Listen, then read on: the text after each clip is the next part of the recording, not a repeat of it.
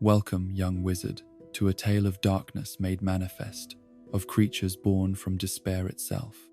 Tonight, we delve into the complete history of the Dementors, beings that feed on hope and happiness, leaving only cold emptiness in their wake. As you settle into your comfortable bed, let these words carry you through the shadowed chronicles of creatures that embody humanity's deepest fears. Close your eyes and drift into this exploration of beings that cannot die, cannot be destroyed, yet can be understood. Rest now as we uncover the truth behind the hooded guardians of Azkaban. In the rolling mists of the 15th century, when ancient magic still flowed thick through the veins of the world and dark wizards practiced their arts in shadows that daylight had never touched,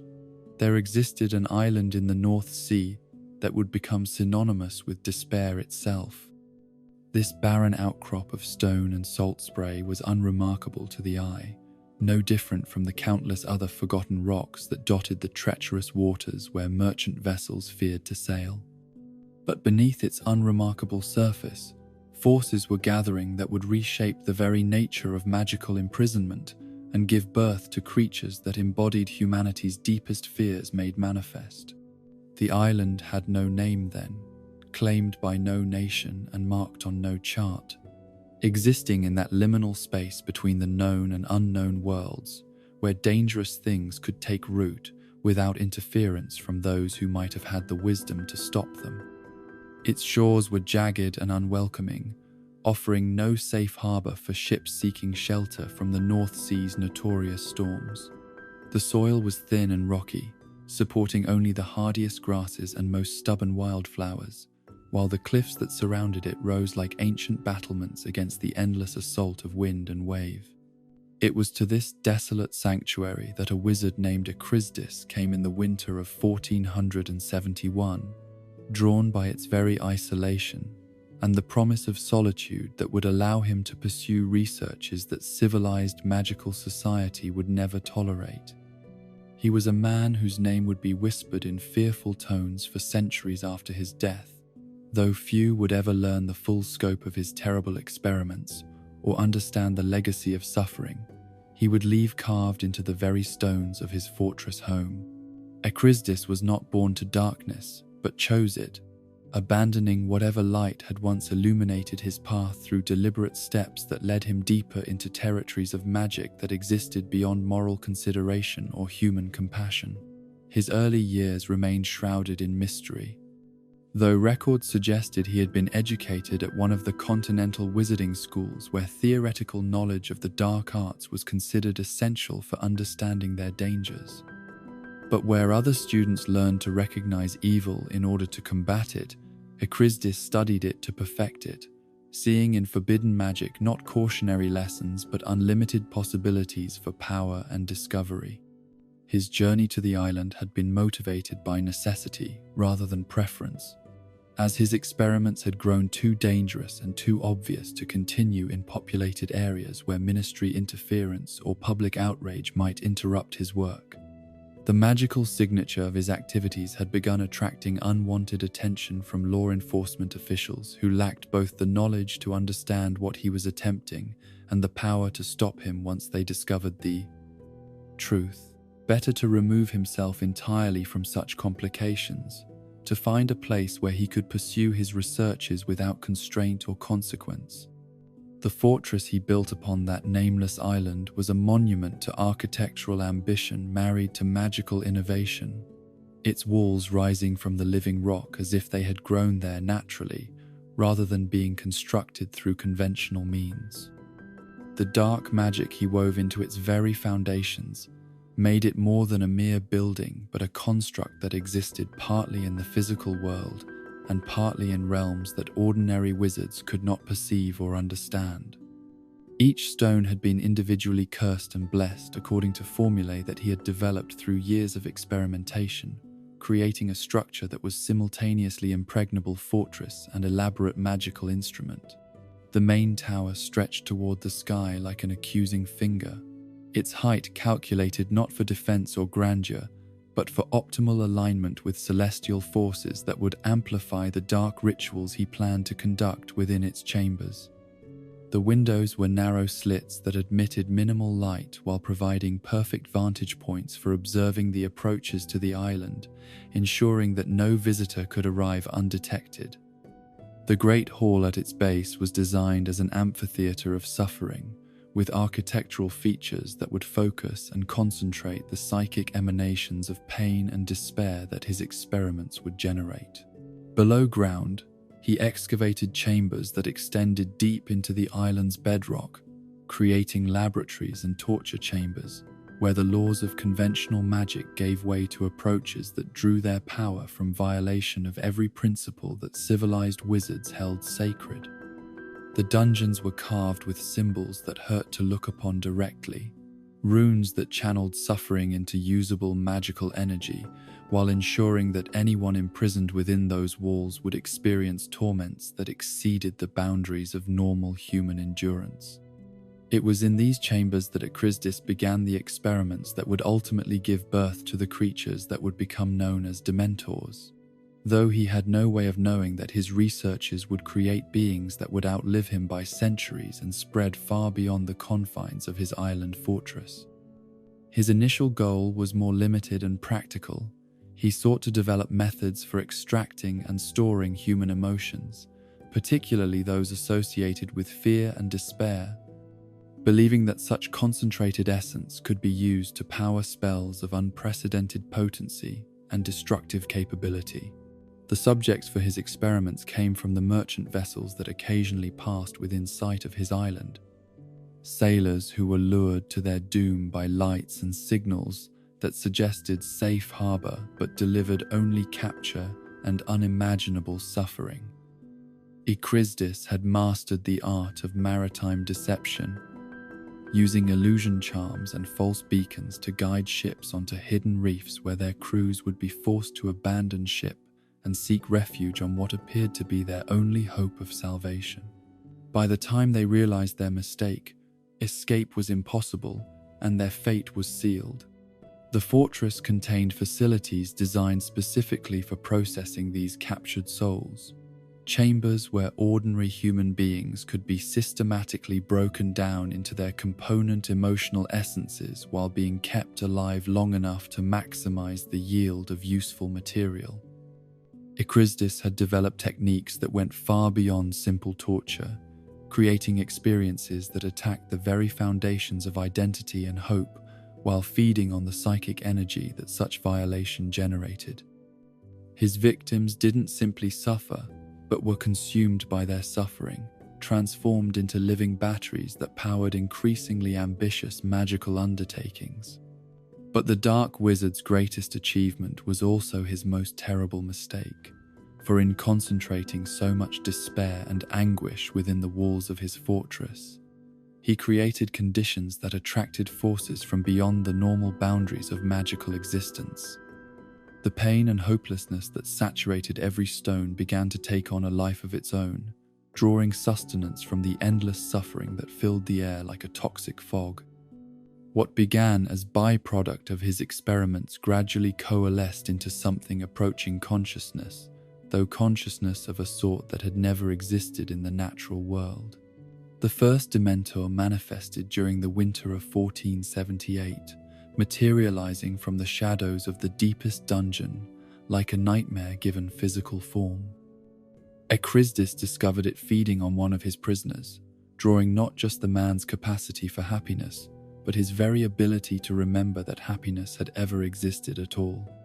Where traditional torture left its victims broken but still fundamentally human, the creature's feeding created emptiness so complete that the mind could no longer properly function, leaving behind something that breathed and moved but possessed no inner life whatsoever. Rather than being alarmed by this development, Acrisdis was fascinated by the possibilities it represented. Here was a form of magical creature that existed purely to consume the positive aspects of human experience, leaving behind only darkness and despair that could be harvested and utilized for his ongoing researches. The Dementor required no instruction or coercion to perform its function, driven by instincts that aligned perfectly with his experimental needs, while possessing capabilities that exceeded anything he could have engineered through conventional means. His attempts to communicate with the creature revealed intelligence of sorts, though intelligence so alien that meaningful dialogue proved nearly impossible. The Dementor understood concepts related to feeding and hunting, but showed no interest in abstract ideas or complex planning. It existed in a state of perpetual hunger that could never be truly satisfied, driven to consume happiness and hope with the mechanical inevitability of a natural force rather than the purposeful cruelty of a thinking being. As months passed, additional Dementors began appearing throughout the fortress, each one drawn by the concentrated despair that Ecrizdis had spent years accumulating within its walls. They seemed to generate spontaneously from areas where suffering had reached critical density, manifesting like fungal growth in conditions that provided optimal nourishment for their particular form of existence. Soon the fortress hosted dozens of the creatures, then scores, their presence transforming the already horrific environment into something that existed beyond normal understanding of misery and hopelessness. The relationship that developed between Ecrizdis and his unwitting creations was symbiotic in the truest sense, each party providing benefits that the other required while receiving advantages that enhanced their individual capabilities. The wizard provided a steady supply of victims whose positive emotions could feed the creature's endless hunger, while their presence concentrated and refined the despair that powered his most ambitious magical undertakings. Together, they created a closed system of suffering that sustained itself through the systematic destruction of everything that made human existence bearable. But perhaps the most remarkable aspect of this arrangement was the apparent immunity that Ecrizdis enjoyed from the Dementors' feeding activities. Where other human beings were drained of happiness and hope within minutes of exposure to the creatures, he could walk among them without apparent effect, his emotional state remaining stable despite prolonged contact with beings whose very presence should have reduced him to catatonic despair. This immunity suggested either magical protection of extraordinary sophistication or fundamental changes to his own nature that had made him as alien to human experience as the creatures he had inadvertently created. The wizard's journals from this period, discovered centuries later during ministry investigations, revealed his growing understanding of what he had accomplished and his excitement about the possibilities for future development. He wrote extensively about the Dementors' feeding methods and their apparent ability to multiply under optimal conditions, theorizing that he had discovered a new form of magical creature that could be cultivated and controlled like any other magical resource. His plans included breeding programs designed to increase their numbers and experiments intended to enhance their natural capabilities through magical modification. For 7 years, Ecrizdis continued his researches in partnership with the creatures he had brought into existence, refining his understanding of their nature while developing increasingly sophisticated methods for utilizing their unique capabilities. The island became a center of dark magical innovation that attracted attention from practitioners throughout Europe, though few who made the journey to visit survived long enough to return with tales of what they had witnessed. Those who did escape carried stories so horrific that most listeners dismissed them as the ravings of minds damaged by exposure to forces beyond their comprehension. The end came suddenly in the spring of 1485, when Ecrizdis succumbed to what appeared to be natural death, though circumstances suggested darker possibilities. His body was found in his private chambers, apparently peaceful but surrounded by evidence of magical workings that suggested he had been attempting some form of permanent transformation at the time of his demise. The protective spells that had shielded the island from outside interference began failing within hours of his death, their power source severed by the loss of the mind that had created and maintained them through force of will alone. Without their creator's presence to guide and control them, the Dementors might have dispersed across the wider world, carrying their hunger and their despair to populated areas where their impact could have been catastrophic beyond imagination. But the fortress that had given them birth continued to provide the concentrated suffering they required for sustenance. Its walls so thoroughly saturated with accumulated anguish that the creatures found everything they needed without leaving the island's shores. They settled into the ancient stones like parasites claiming a host body, making the abandoned fortress their permanent home while waiting for circumstances to bring fresh sources of nourishment within their reach. The discovery of the island by ministry officials came decades later, when the protective charms that had hidden it from magical detection finally dissipated completely and revealed its presence to routine magical surveys of the North Sea region. The first investigation team that approached the fortress was overcome by despair before they could properly document what they had found, their reports consisting mainly of incoherent warnings about darkness that lived and breathed and consumed everything pure in the human spirit. Subsequent expeditions were better prepared, but no more successful in understanding the true nature of what Acrisdis had created through his years of terrible experimentation. The ministry officials who ventured onto the island reported overwhelming sensations of hopelessness and dread that made rational investigation impossible, while their magical instruments recorded emanations of dark energy so intense that prolonged exposure caused permanent damage to sensitive detection equipment.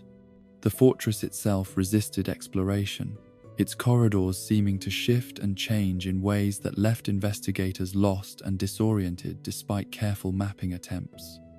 The few prisoners discovered in the fortress dungeons were beyond help, their minds so completely drained of positive emotion that they existed in states resembling living death, conscious but unable to form memories or experience anything resembling normal human thought.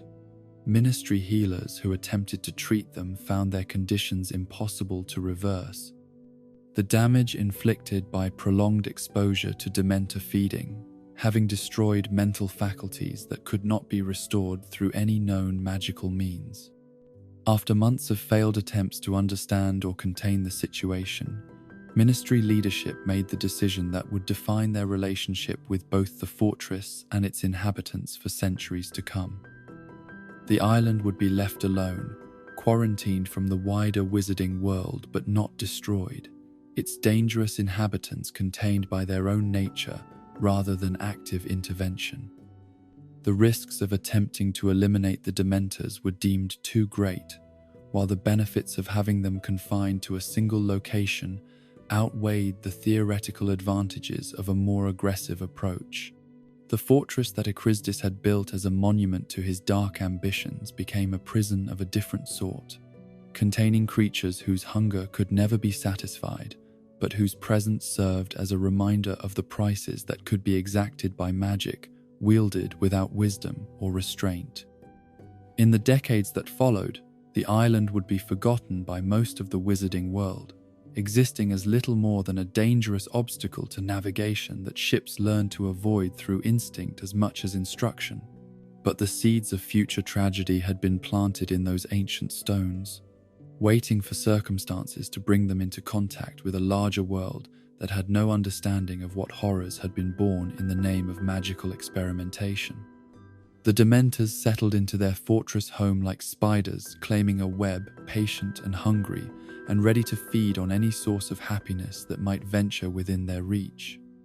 Their creator was gone, but his legacy lived on in creatures that embodied the darkest aspects of human experience while possessing the power to spread that darkness wherever they chose to roam. The island fortress stood empty but not abandoned, its towers reaching towards skies that seemed perpetually grey above the cursed stones where so much suffering had been concentrated. Within its walls, the Dementors waited with the patience of beings for whom time held no meaning, their hunger as constant as the tides that crashed against the rocky shores below. They had been given life through Acrisdis's terrible experiments, but they would find their purpose through events yet to come, when the wider wizarding world would discover that some solutions created problems far worse than those they were meant to solve. To understand the true horror of Dementors, one must first comprehend that they exist as violations of the natural order itself, creatures that embody the complete absence of everything that makes existence bearable or meaningful. They are not simply dangerous magical beasts like dragons or basilisks, whose threat comes from physical power or venomous capabilities, but manifestations of despair so pure and concentrated that their very presence transforms the fundamental nature of reality around them. In a world where magic can heal the gravest wounds and restore life to the dying, Dementors represent damage that cannot be undone, darkness that cannot be illuminated, emptiness that can never again be filled. The physical form of a Dementor defies comfortable description, not because the details are unclear, but because the mind rebels against processing information about creatures that should not exist according to any rational understanding of life and death. They stand approximately 10 feet in height, their imposing stature made more unsettling by the way they seem to absorb light from their surroundings, creating zones of shadow that extend far beyond what their physical presence should logically cast. The darkness that clings to them is not mere absence of illumination, but something actively hostile to brightness, a creeping tide of gloom that extinguishes torches and dims magical light sources with supernatural efficiency. Their bodies, such as they are, possess a roughly humanoid shape that speaks to some distant connection with the beings they hunt and feed upon, though any resemblance to true humanity ends at this basic structural similarity. The proportions are subtly wrong in ways that register as deeply disturbing to observers, with limbs that seem too long and joints that bend in directions that suggest underlying anatomy that follows no earthly template. They move with a gliding motion that keeps them suspended several feet above whatever surface they traverse, their passage marked not by footsteps but by the gradual cooling of air and the spreading sensation that hope itself is being slowly drained from the environment. The most immediately recognizable feature of any Dementor is the hooded cloak that shrouds their form in darkness so complete that it seems to drink in surrounding light like a living void. This garment, if indeed it can be called such, appears to be woven from shadow itself, its fabric rippling and flowing in ways that suggest movement independent of any breeze or external force. The hood is drawn forward to completely obscure whatever features might lie beneath, creating a cavity of darkness so profound that looking into it produces the uncomfortable sensation of staring into an abyss that might at any moment begin staring back. Beneath this concealing hood lies the true horror of Dementor anatomy, features so disturbing that few living beings have witnessed them and retained sufficient sanity to provide coherent descriptions. The skin, what little of it becomes visible during feeding, is described as grey and rotting, possessing the texture of flesh that has been exposed to corruption for far longer than any natural decomposition process should require. It appears to be in a constant state of decay without ever actually falling away from the underlying structure, creating the impression of death frozen at the moment just before complete dissolution. Where human faces possess eyes, Dementors display empty sockets that serve as windows into a darkness so complete that it seems to extend infinitely inward, as though the creature's head contains not brain matter, but a portal to some realm where light has never existed. These hollow cavities do not simply lack organs of sight, but actively repel attempts at illumination, creating the unsettling effect of shadows that exist within shadows. Darkness layered upon darkness, until the mind gives up attempting to process what it is perceiving. The absence of eyes does not render these creatures blind in any conventional sense, for they possess methods of perception that transcend physical sight and allow them to navigate their environment with supernatural awareness of everything that possesses emotional resonance. They see not through light reflected from surfaces, but through the emanations of feeling that radiate from every living being, reading the psychological landscape around them with clarity that exceeds anything possible through conventional senses. Fear appears to them as brilliant beacons, despair as welcoming pools of nourishment, while happiness and hope register as sources of painful brightness that they instinctively avoid or seek to extinguish. This emotional sight allows them to detect the presence of humans from vast distances, tracking their prey through the psychic emanations of thoughts and feelings that normal magical detection methods cannot perceive. They can sense the approach of someone experiencing strong emotions from miles away, following trails of psychological disturbance the way hunting dogs might track physical scent. More disturbing still, they can perceive the emotional history of locations, identifying places where intense suffering has occurred and lingering in areas where traumatic events have left permanent psychic residue that continues to provide sustenance long after the original sources of pain have departed. The mouth of a Dementor represents perhaps the most horrifying aspect of their anatomy, consisting not of lips and teeth, but of a gaping wound that seems to have been torn in reality itself. This aperture serves as both feeding mechanism and weapon, capable of expanding to accommodate the extraction of human souls while producing sounds that exist at the very threshold of hearing, subsonic frequencies that resonate with the deepest fears embedded in human consciousness. When preparing to feed, the mouth becomes visible as a cavity of absolute darkness surrounded by rotting flesh that appears to writhe with independent motion, as though the creature's face is struggling to contain forces that belong in no earthly realm. The feeding process itself transcends simple consumption and becomes a form of spiritual violation that attacks the very foundations of identity and consciousness. When a Dementor encounters a human being, it does not immediately drain all positive emotion, but begins with a gradual siphoning that allows the victim to experience each stage of their psychological destruction. The first sensation is typically a sudden drop in temperature that seems to originate from within the victim's own body, as though their blood has begun to freeze in their veins. This is followed by the onset of despair so profound that it renders normal thought processes nearly impossible, flooding the mind with the absolute certainty that happiness is an illusion and that suffering is the only true constant in existence. As the feeding continues, victims report experiencing their worst memories with supernatural clarity and intensity, reliving traumatic events not as distant recollections but as immediate experiences that feel more real than their current circumstances. The Dementor's influence seems to strip away all psychological defenses that normally allow humans to process and survive terrible experiences, forcing them to confront pure emotional pain without any of the coping mechanisms that make such confrontation bearable. Every loss becomes fresh again. Every disappointment feels immediate.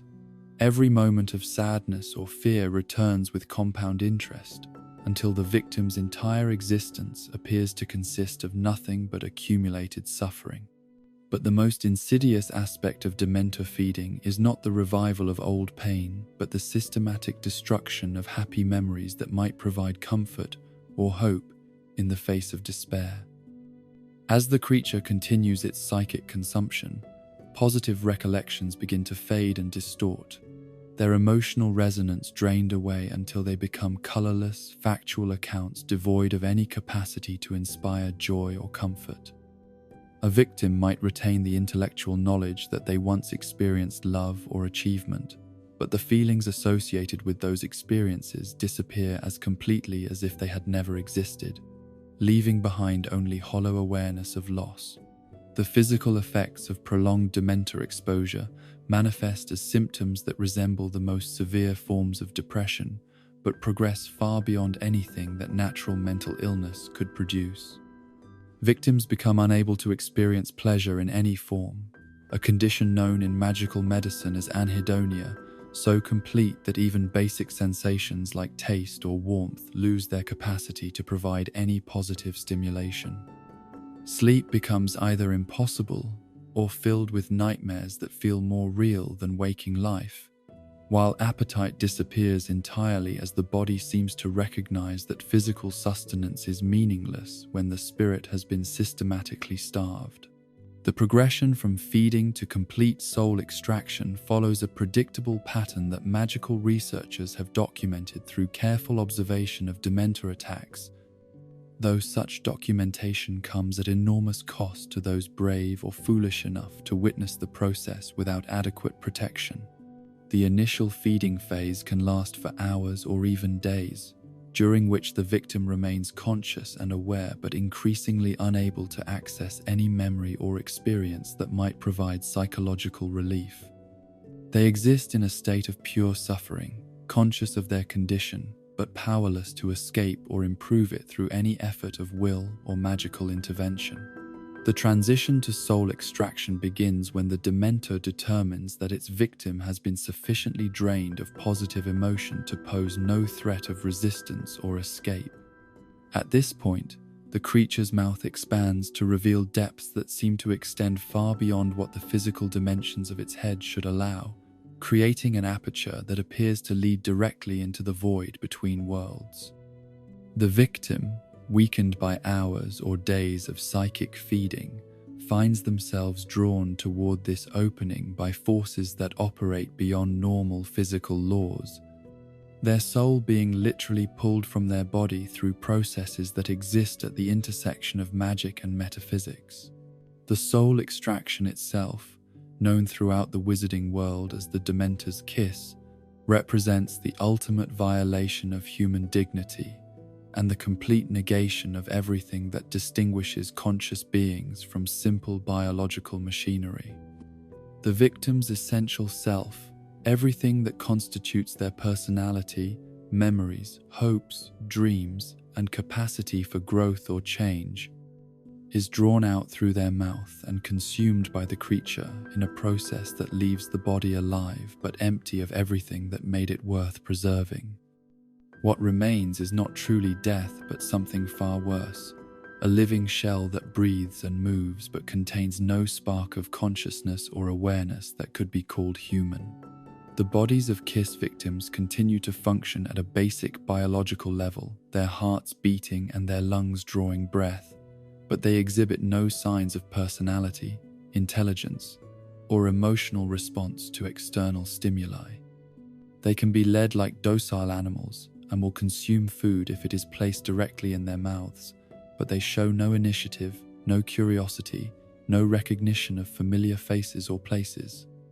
Medical examination reveals brain activity consistent with the deepest levels of catatonic stupor, though magical analysis suggests that the underlying cause is not neurological damage, but the complete absence of the spiritual essence that normally animates and directs physical form. Perhaps most disturbing to those who encounter kiss victims is the recognition that somewhere within those empty shells remains the accumulated knowledge and experience of the person who once inhabited that body, but without the consciousness necessary to access or utilize that information. They possess all the physical components required for human thought and emotion, but lack the essential spark that would transform biological potential into actual awareness. They are living proof that consciousness and identity exist as something separate from and more fundamental than the physical structures that normally house them. The inability to destroy Dementors through conventional means stems from their nature as creatures that exist partially outside the normal boundaries of life and death. Magical constructs born from pure emotion rather than biological processes that follow natural laws. They cannot be killed because they were never truly alive in any sense that normal beings understand, existing instead as persistent manifestations of specific psychological states that have achieved independent existence through prolonged concentration in environments saturated with appropriate emotional energy. Attempts to attack them with conventional spells or physical weapons prove futile because such methods are designed to affect creatures that possess standard anatomical vulnerabilities, while Dementors exist as phenomena rather than entities. Even the most powerful destructive magic fails to produce lasting harm to Dementor physiology, their forms reconstituting from shadow and despair whenever sufficient emotional nourishment exists to sustain their manifestation. They can be scattered or temporarily disrupted by sufficiently strong magical attacks, but reform within hours or days as long as sources of appropriate psychic energy remain available in their environment. This resilience makes them effectively immortal from the perspective of beings that experience normal life cycles, creatures that will persist as long as sentient life exists to generate the despair and suffering upon which they feed. The reproduction of Dementors follows patterns that bear more resemblance to fungal growth than animal breeding, with new individuals manifesting spontaneously in environments where conditions favor their development. They require no mating or genetic exchange, but simply appear wherever sufficient concentrations of despair and hopelessness create the psychic environment necessary to sustain their existence. Areas that have experienced prolonged suffering, whether through war, imprisonment, natural disaster, or systematic oppression, can become breeding grounds where Dementor populations expand organically in response to the available emotional nourishment. This process of spontaneous generation means that Dementor numbers naturally fluctuate in response to the overall psychological health of the human populations within their range, increasing during periods of widespread hardship and potentially diminishing when circumstances improve sufficiently to reduce the ambient levels of despair that sustain them. However, the threshold for such reduction appears to be extremely high, requiring not just the absence of active suffering but the presence of sustained happiness and hope on a scale rarely achieved in human societies. Most environments that have once supported Dementors continue to do so indefinitely, the psychic residue of past suffering providing sufficient nourishment to maintain existing populations even when conditions improve dramatically. The relationship between Dementors and their prey extends beyond simple predation to encompass psychological warfare conducted on levels that most humans cannot consciously perceive or defend against. Their presence affects not just individuals who encounter them directly, but entire communities that fall within their sphere of influence, creating cascading effects that spread despair through social networks and cultural institutions in ways that appear natural but are actually the result of supernatural manipulation of human emotional responses.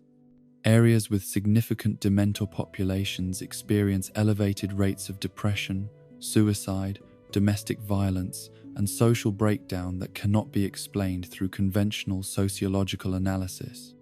These creatures move through their environment with purposes that remain largely mysterious to human observers, following patterns of behavior that suggest intelligence, but intelligence so alien that communication or negotiation proves impossible for anyone lacking sufficient understanding of their fundamental nature. They are drawn to sources of strong emotion, particularly negative emotions, but also seem capable of strategic thinking that allows them to maximize the psychological impact of their presence.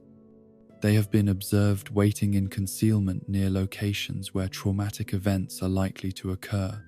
positioning themselves to take advantage of the emotional upheaval that such events inevitably generate. The gliding movement that carries them across land and water serves multiple purposes beyond simple transportation, allowing them to approach victims silently while avoiding contact with surfaces that might provide warning of their presence through vibration or disturbance. They leave no physical traces of their passage, no footprints or disturbed vegetation that might alert potential prey to their proximity. This ghostly movement, combined with their ability to perceive emotional emanations from great distances, makes them nearly perfect predators within their chosen environmental niche. Their relationship with light extends beyond simple preference for darkness to encompass active hostility toward illumination that appears to cause them genuine discomfort or pain. Bright lights, whether magical or mundane, create zones that they avoid when possible and retreat from when directly confronted. This aversion seems to be connected to their feeding mechanism, as sources of light often represent hope and positive emotion to human observers, creating psychological associations that interfere with their ability to generate the despair upon which they depend for sustenance.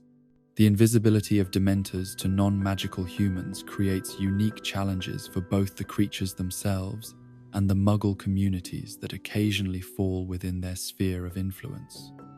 Muggles cannot see the creatures but remain vulnerable to their emotional effects, experiencing sudden onset of depression, anxiety, and despair that appears to have no rational cause.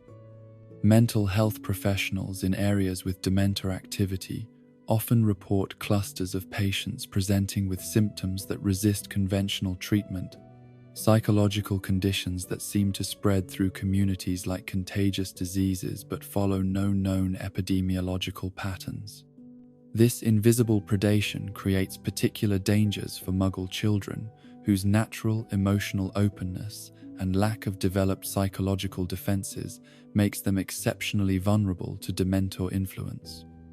They may experience the effects as particularly vivid nightmares or persistent fears that parents and caregivers cannot adequately address because they lack understanding of the true source of the problem. In some cases, prolonged exposure during crucial developmental periods can cause permanent psychological damage that affects the child's entire future trajectory, creating adults whose capacity for happiness and emotional connection has been fundamentally compromised by encounters they cannot remember or understand. The temperature effects that accompany Dementor presence extend far beyond simple cooling of air to encompass changes in the local environment that suggest manipulation of fundamental physical laws through mechanisms that magical theory cannot adequately explain. The cold they generate appears to originate from within affected individuals rather than from external sources, creating the sensation of being frozen from the inside out as core body temperature drops to levels that should cause unconsciousness or death but instead produce a state of heightened awareness to suffering that makes every moment of the experience unbearably clear and immediate. This supernatural cold affects not just living beings but inanimate objects as well, causing metals to contract and become brittle, liquids to freeze solid within minutes, and magical instruments to malfunction in ways that suggest fundamental interference with the energy patterns that power most wizarding devices. Protective spells that normally provide warmth and comfort fail in Dementor presence, their positive energy being actively consumed by creatures that treat such magic as another form of nourishment to be absorbed and converted into fuel for their continued existence. The psychological mechanisms through which Dementors operate remain largely mysterious to magical researchers, though certain patterns have been identified through careful observation of their effects on human subjects. They appear to possess intimate knowledge of individual psychological vulnerabilities, focusing their influence on memories and experiences that carry the greatest emotional weight for each specific victim. This suggests either supernatural ability to read minds and memories directly, or access to some form of collective unconscious that contains the psychological history of everyone who falls within their sphere of influence. Their capacity to force victims to relive traumatic experiences with supernatural clarity indicates manipulation of memory, formation, and retrieval processes that operates at levels far more sophisticated than anything achieved through conventional magical means. They can apparently access not just conscious memories but deeply buried psychological material that the victim themselves may not be aware of possessing, bringing forward forgotten traumas and repressed fears with intensity that makes them feel more real and immediate than current circumstances. The most disturbing aspect of their psychological manipulation is their ability to contaminate positive memories, stripping away the emotional content that makes happy experiences meaningful while leaving behind only empty factual records of events that once provided comfort and joy. This process appears to be irreversible through any known magical means, creating permanent damage to the victim's psychological structure that persists long after direct exposure to the creatures has ended. Survivors of extended Dementor encounters often report persistent inability to experience pleasure or emotional connection, as though the capacity for positive emotion has been surgically removed from their psychological makeup. Understanding the true nature of Dementors requires acceptance that they represent something fundamentally hostile to conscious existence itself, creatures whose very being constitutes an assault on everything that makes life worth living. They are not simply dangerous magical beasts that can be avoided or controlled through appropriate precautions, but manifestations of universal forces that exist in constant opposition to growth, hope, and positive change. In a universe where magic makes almost anything possible, Dementors serve as reminders that some forms of damage cannot be healed, some losses cannot be recovered, and some forms of darkness are so profound that they cannot be illuminated by any light that mortals possess the power to kindle.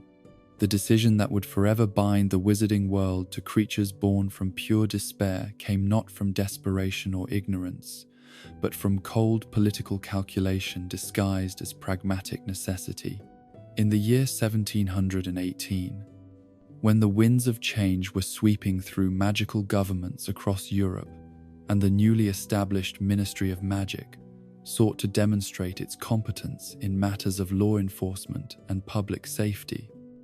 a man named Damocles Roll ascended to the highest office in Wizarding Britain with promises of revolutionary approaches to the problems that had plagued his predecessors. Roll was not a man given to sentiment or moral squeamishness when practical solutions presented themselves, his character having been forged in the crucible of political advancement where survival required the ability to make decisions that others would find unconscionable. His rise to the position of Minister for Magic had been built upon a reputation for efficiency that transcended conventional boundaries of ethics, a willingness to employ whatever methods produce desired results regardless of their impact on individual dignity or collective moral health. He viewed governance as a series of problems requiring solutions, and if those solutions caused suffering to some in order to protect others, such trade-offs were simply part of the calculus that effective leadership demanded. The problem that Roll inherited upon taking office was one that had vexed his predecessors for decades and showed no signs of yielding to conventional approaches or traditional magical law enforcement techniques. Azkaban Fortress, the island prison that had been discovered and claimed by the Ministry following the death of the mad wizard Echrisdis, represented both an opportunity and a seemingly insurmountable challenge that tested the limits of wizarding ingenuity and administrative capability. The fortress itself was ideal for containing the most dangerous criminals in magical society, isolated by miles of treacherous ocean and protected by ancient magic that made escape virtually impossible through conventional means. But the presence of the Dementors that had made the fortress their home created complications that no amount of magical expertise or bureaucratic planning could adequately address. Previous attempts to staff the prison with human guards had resulted in catastrophic failure, as even the most mentally resilient Aurors and prison wardens found themselves psychologically destroyed by prolonged exposure to creatures whose very existence was antithetical to human mental health. The fortress required constant supervision to prevent prisoner escapes and maintain basic security, but no human being could endure the environment long enough to provide effective oversight without suffering permanent psychological damage that rendered them unfit for continued service. The economic costs of replacing guards who had been driven insane by Dementor exposure were staggering, threatening to consume the Ministry's entire law enforcement budget while providing security that was intermittent at best. More troubling still were the ethical implications of continuing to send loyal Ministry employees into an environment that guaranteed their eventual destruction, a practice that bordered on systematic murder disguised as occupational hazard. The families of guards who had succumbed to Dementor influence had begun organizing protests and demanding compensation for losses that no amount of money could truly address, creating political pressures that made continuation of existing policies increasingly untenable. Alternative approaches to securing the prison had proven equally problematic. as magical automation systems failed to function reliably in the fortress environment, while remote monitoring techniques were defeated by the supernatural darkness that pervaded every corner of the ancient structure. The Dementors themselves actively interfered with most forms of magical surveillance, their presence creating fields of psychic static that made accurate observation impossible from safe distances. Attempts to establish perimeter defenses that would keep the creatures confined to specific areas of the fortress had failed repeatedly, as the beings seemed capable of moving through barriers that should have been impermeable to any known form of magical creature. The breakthrough that would reshape the relationship between the Ministry and these creatures of darkness came not through innovative magic or bureaucratic ingenuity, but through careful observation of Dementor behavior during the various failed attempts at prison management. Ministry researchers had noticed that the creatures showed no hostility toward individuals who could provide them with what they craved most: access to human souls and the positive emotions that preceded their extraction. Where they attacked or drove insane those who opposed them or attempted to restrict their activities, they displayed something approaching cooperation with anyone who facilitated their feeding or enabled their continued presence in environments rich with appropriate nourishment. This observation led to a radical reconceptualization of the relationship between prison administration and the fortress inhabitants, transforming them from obstacles to be overcome into potential resources to be utilized. Rather than viewing the Dementors as problems requiring solutions, Roll began to consider them as assets whose natural inclinations could be channeled in ways that served Ministry objectives while satisfying their own consuming hungers. The creatures wanted access to human misery and despair, while the Ministry needed reliable prison security that could not be corrupted, bribed, or physically overcome by even the most dangerous magical criminals. The initial negotiations with the Dementors, if such one-sided communications could be termed negotiations, were conducted through intermediaries who possessed sufficient psychological resistance to survive brief periods of contact while conveying the Ministry's proposed arrangement. The terms were elegantly simple in their mutual benefit. The creatures would be granted unlimited access to the emotional essence of convicted criminals housed within the fortress, while in exchange they would prevent escapes and maintain order among the prisoner population through their mere presence. The Dementors' response to this proposal was immediate and enthusiastic, their agreement communicated through behavioral changes that made their acceptance unmistakable to anyone familiar with their patterns of activity. Where they had previously shown indifference or hostility toward Ministry personnel attempting to manage prison operations, they now displayed what could only be characterized as cooperation, organizing themselves into patrol patterns that ensured comprehensive coverage of all areas where prisoners might attempt escape, while concentrating their feeding activities in ways that maximized both security and their own nourishment. The arrangement proved remarkably effective from the Ministry's perspective, transforming Azkaban from an administrative nightmare into a model of correctional efficiency that exceeded the performance of any conventional prison system. Escape attempts, which had been a constant concern requiring elaborate countermeasures and extensive manhunts when successful, simply ceased to occur, as prisoners quickly learned that the psychological torment of remaining in their cells was preferable to the certain soul death that awaited anyone foolish enough to attract direct Dementor attention through attempted flight.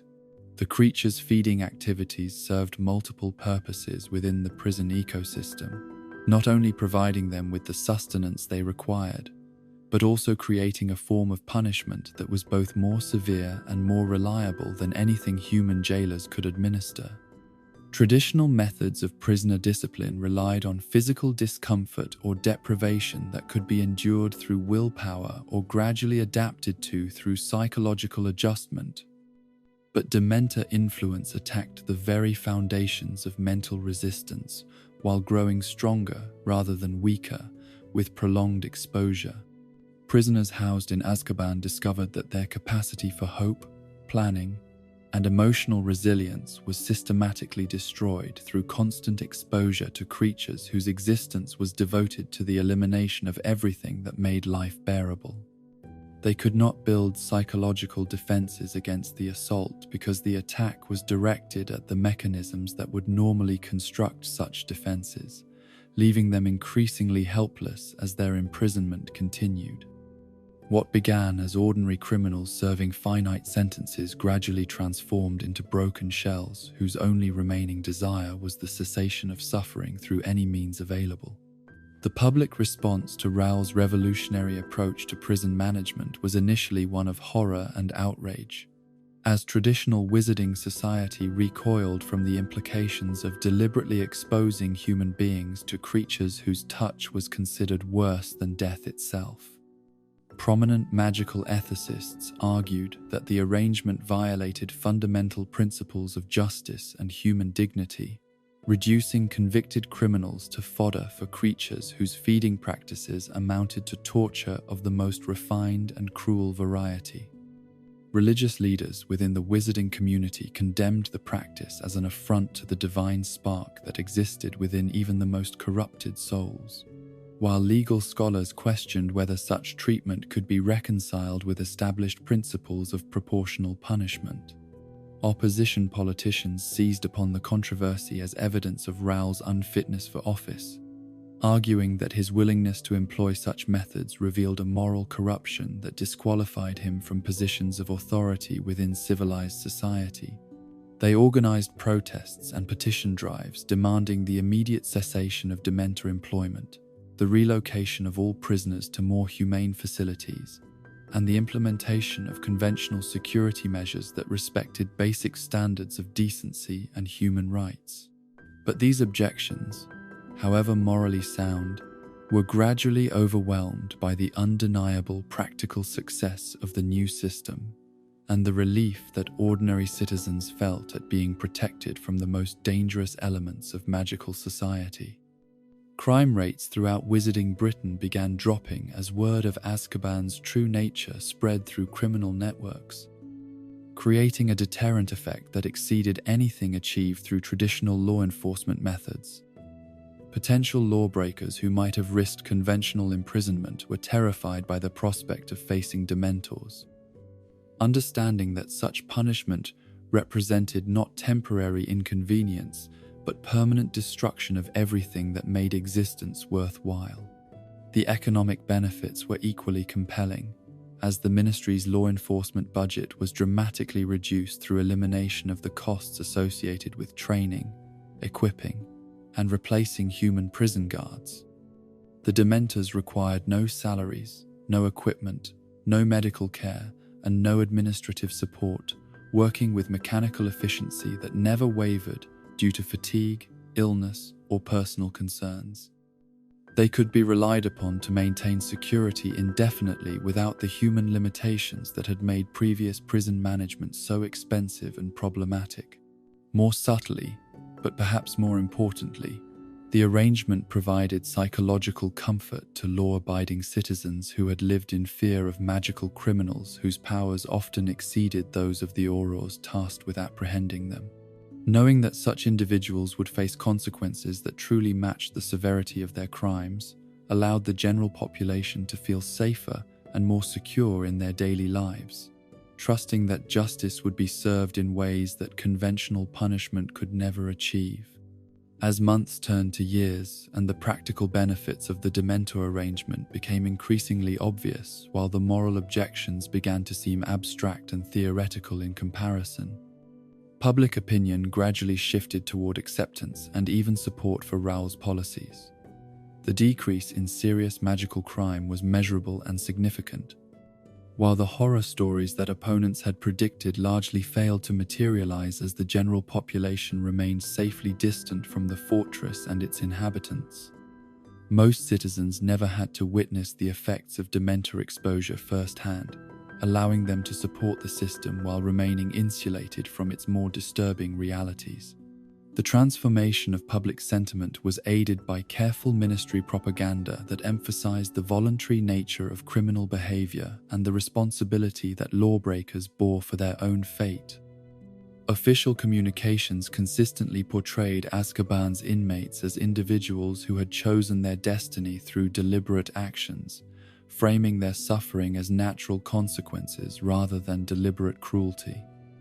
The message was clear and psychologically comfortable for law-abiding citizens. Those who followed the rules had nothing to fear, while those who chose criminality had earned whatever punishment awaited them. This narrative was particularly effective because it contained enough truth to seem reasonable while obscuring the more complex realities of criminal behavior and the justice system.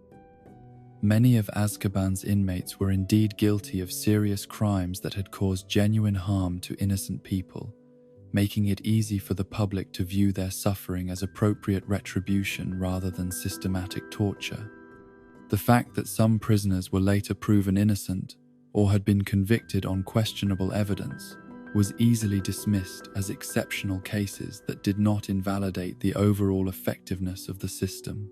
The long-term effects of Dementor exposure on prison populations created a secondary form of security that reinforced the primary deterrent effect while providing additional justification for the continuation of existing policies. Prisoners who survived extended imprisonment in Azkaban and were eventually released posed no threat to public safety because they had been psychologically destroyed to such an extent that criminal activity was beyond their remaining capabilities. They emerged from the fortress as hollow shells who could barely function in normal society, let alone organize or participate in illegal enterprises. These former inmates served as living warnings about the consequences of criminal behavior, their visible psychological destruction providing more effective deterrence than any government propaganda campaign could achieve. Citizens who encountered them understood immediately that Azkaban was not simply another prison, but a place where something fundamental to human nature was systematically destroyed, making the prospect of imprisonment there genuinely terrifying even to individuals who might otherwise risk conventional legal consequences. The administrative efficiency of the Dementor system extended beyond simple cost savings to encompass improvements in every aspect of prison operations that had previously required extensive human oversight and intervention. Disciplinary problems among inmates virtually disappeared as prisoners learned that any behavior that attracted attention resulted in increased exposure to creature influence, while escape attempts became so rare that security protocols could be simplified dramatically.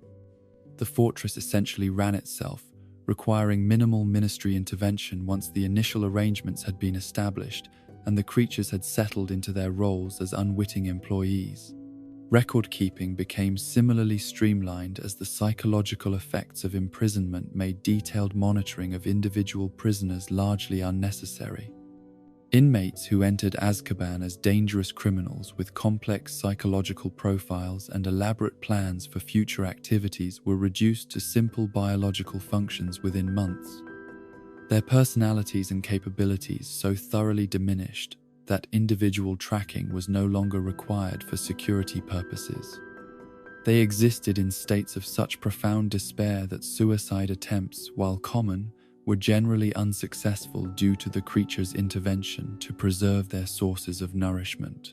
The medical requirements for prison operations were similarly reduced.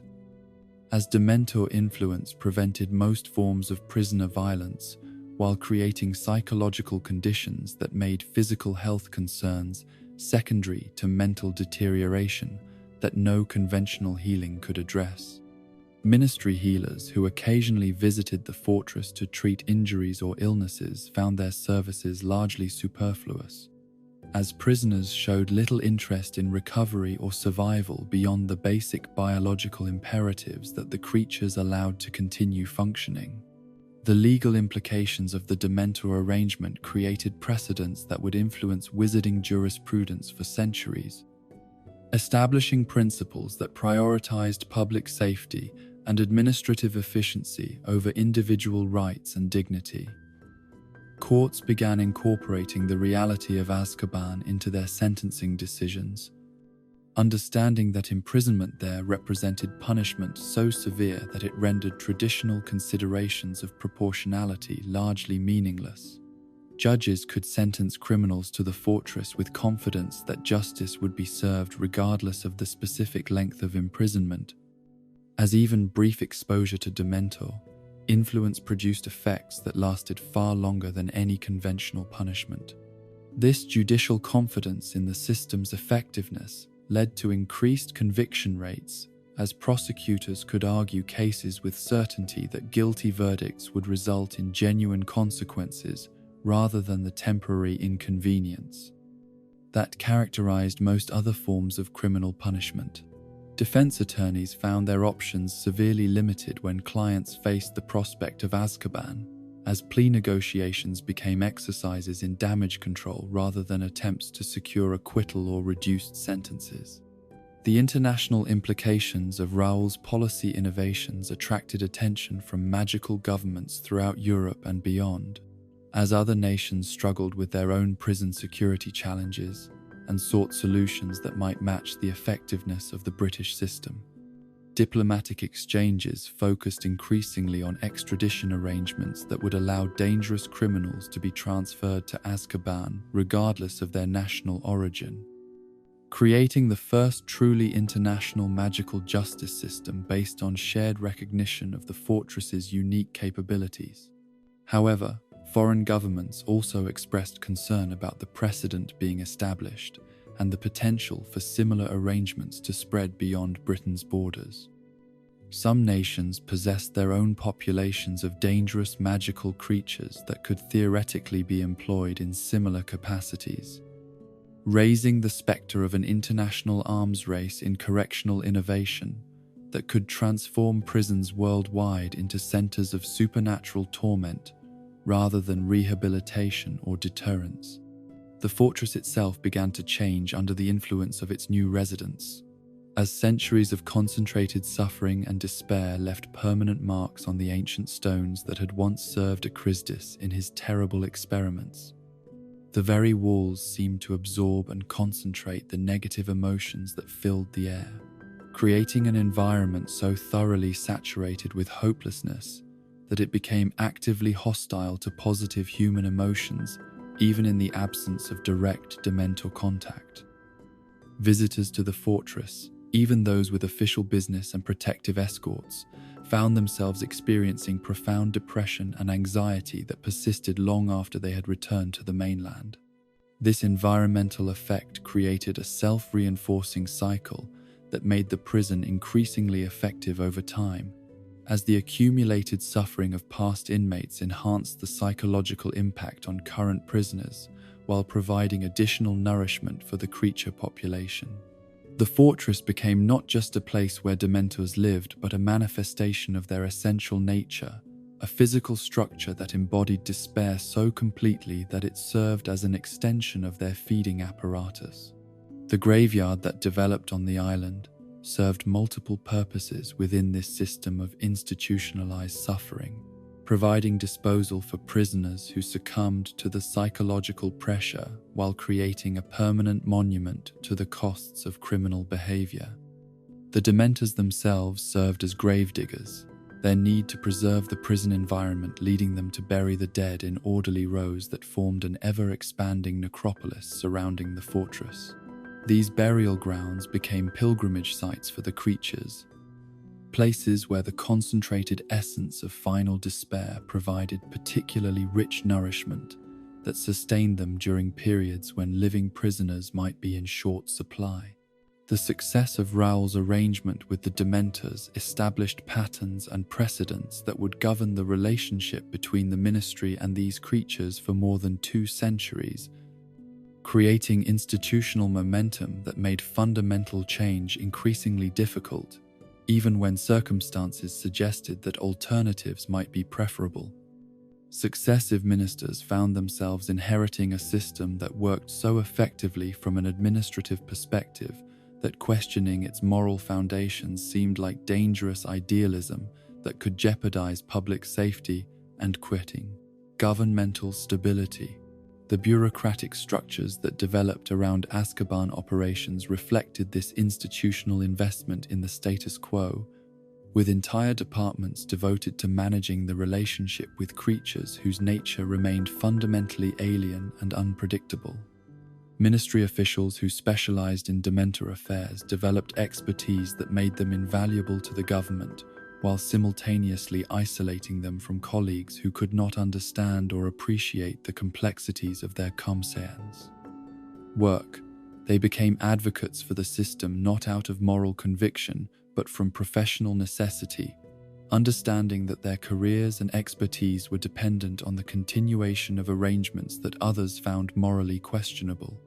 The training programs developed for ministry personnel who required occasional contact with Dementors reflected the government's commitment to maintaining the system while acknowledging its inherent dangers and moral complexities.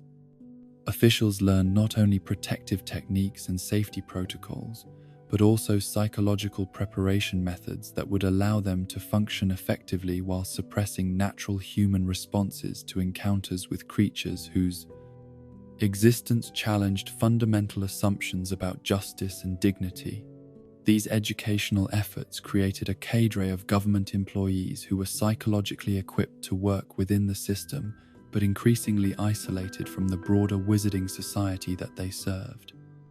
They developed professional cultures and specialized knowledge that set them apart from their colleagues while binding them more closely to institutions that depended on their unique expertise and willingness to accept moral compromises that others found intolerable. The dark bargain that Damocles' role had struck in 1718 thus became not merely a policy decision, but a defining characteristic of magical governance in Britain, establishing principles and practices that would influence every aspect of criminal justice, while creating institutional momentum that made fundamental reform increasingly difficult with each passing year. The ministry had solved its prison security problems through methods that violated every principle of human dignity and moral governance, but the solution was so effective from a practical standpoint that questioning it seemed like dangerous luxury that responsible officials could not afford to indulge. The perfect security record that had made Azkaban the pride of wizarding law enforcement was shattered not through elaborate planning or overwhelming magical force, but through the profound love of a mother willing to sacrifice everything to save her son from a fate that transcended ordinary death. The escape of Bartemius Crouch Jr. in 1895 revealed the first critical weakness in the Dementor surveillance system, demonstrating that even creatures capable of detecting human emotions with supernatural precision could be deceived when the deception was powered by sacrificial love so pure that it transformed the very nature of the magical signatures they relied upon to distinguish one soul from another. Barty Crouch Jr. had been sentenced to Azkaban as a young man whose privileged upbringing had provided no preparation for the horrors that awaited him within the fortress walls. His aristocratic background and Death Eater associations making him a particular target for the kind of exemplary punishment that the ministry used to demonstrate its resolve against Voldemort's followers.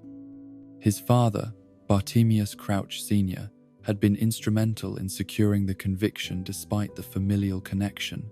understanding that his own political survival depended on demonstrating absolute commitment to justice that transcended personal loyalties or emotional attachments. The younger Crouch's early months in Azkaban followed the predictable pattern of psychological deterioration that characterized most prisoners' experiences. His initial defiance and aristocratic hauteur gradually dissolving under the relentless assault of creatures whose feeding had reduced hardened criminals to whimpering shells within weeks of their arrival. His privileged background, rather than providing protection against despair, actually made him more vulnerable to the specific form of torment that Dementors specialized in delivering, as his happy memories of wealth and status provided particularly rich nourishment for creatures that fed on the contrast between past joy and present suffering. But his mother, whose love had survived even the revelation of her son's involvement with the darkest forces in wizarding society, refused to accept that his fate was sealed by the judicial system that had condemned him to living death. She possessed neither the magical power to assault the fortress directly, nor the political influence to secure his release through legal channels. But she carried within her heart a determination that transcended rational calculation and entered the realm of sacrificial devotion that operates according to laws deeper than those governing normal human behavior. Her plan, developed through months of careful observation and desperate innovation, exploited the fundamental limitation in Dementor perception that had never been tested because no one had previously been motivated to attempt such an elaborate and costly deception. The creatures could detect emotional signatures and psychological states with extraordinary precision,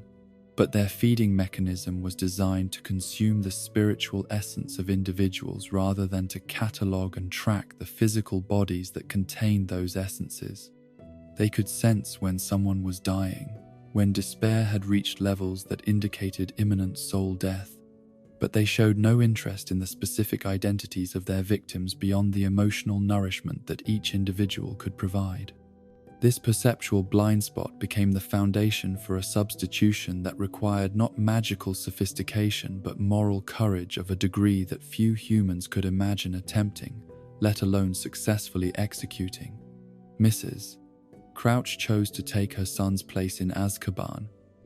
exchanging her own life and sanity for his freedom through a polyjuice transformation that would allow her to assume his appearance while he took hers, and walked out of the fortress in the guise of a dying woman whose presence had become too familiar for the Dementors to examine closely. The polyjuice potion required for such a sustained deception represented magical brewing of extraordinary complexity,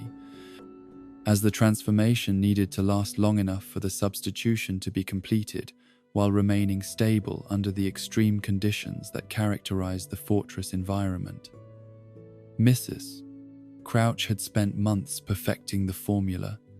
understanding that any failure in the potion's stability would result not only in the plan's discovery but in certain death for both herself and her son,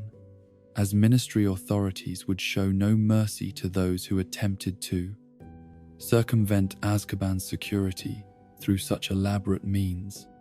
The emotional preparation for this sacrifice required forms of psychological conditioning that pushed the boundaries of human endurance, as Mrs. Crouch had to steel herself not only for her own destruction but for the knowledge that her son would escape carrying the burden of understanding exactly what his freedom had cost. She spent her final weeks of sanity creating detailed instructions and emotional preparations that would help him survive in the outside world while honoring the memory of what she had chosen to give up on his behalf. The execution of the substitution required timing so precise that a difference of minutes could have resulted in disaster, as both participants needed to be transformed and positioned correctly during the brief window when Dementor attention was focused elsewhere and ministry oversight was at its minimal daily level. Mrs. Crouch had studied the routines and patterns of fortress operations with the dedication of a scholar, identifying the specific moments when such an exchange might be possible while understanding that success would depend as much on luck as preparation.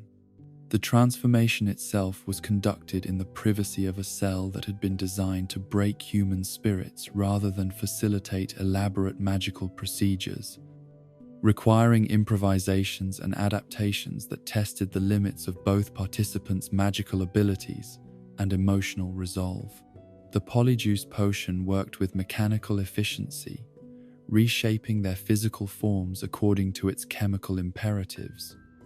But the psychological preparation required to maintain the deception under Dementor scrutiny demanded reserves of strength that neither had known they possessed. For several crucial hours, mother and son existed in each other's forms while surrounded by creatures whose feeding had become so routine that they paid minimal attention to individual prisoners unless those individuals displayed emotional patterns that suggested escape attempts or other forms of resistance. The dying woman who had been Mrs. Crouch was too familiar and too drained to warrant close examination, while the young man who appeared to be Barty Jr. showed psychological patterns consistent with continued imprisonment and gradual deterioration. The moment of actual escape occurred with such mundane efficiency that it seemed almost anticlimactic given the enormous risks and preparation that had made it possible. Barty Jr., wearing his mother's form and displaying her resigned acceptance of approaching death,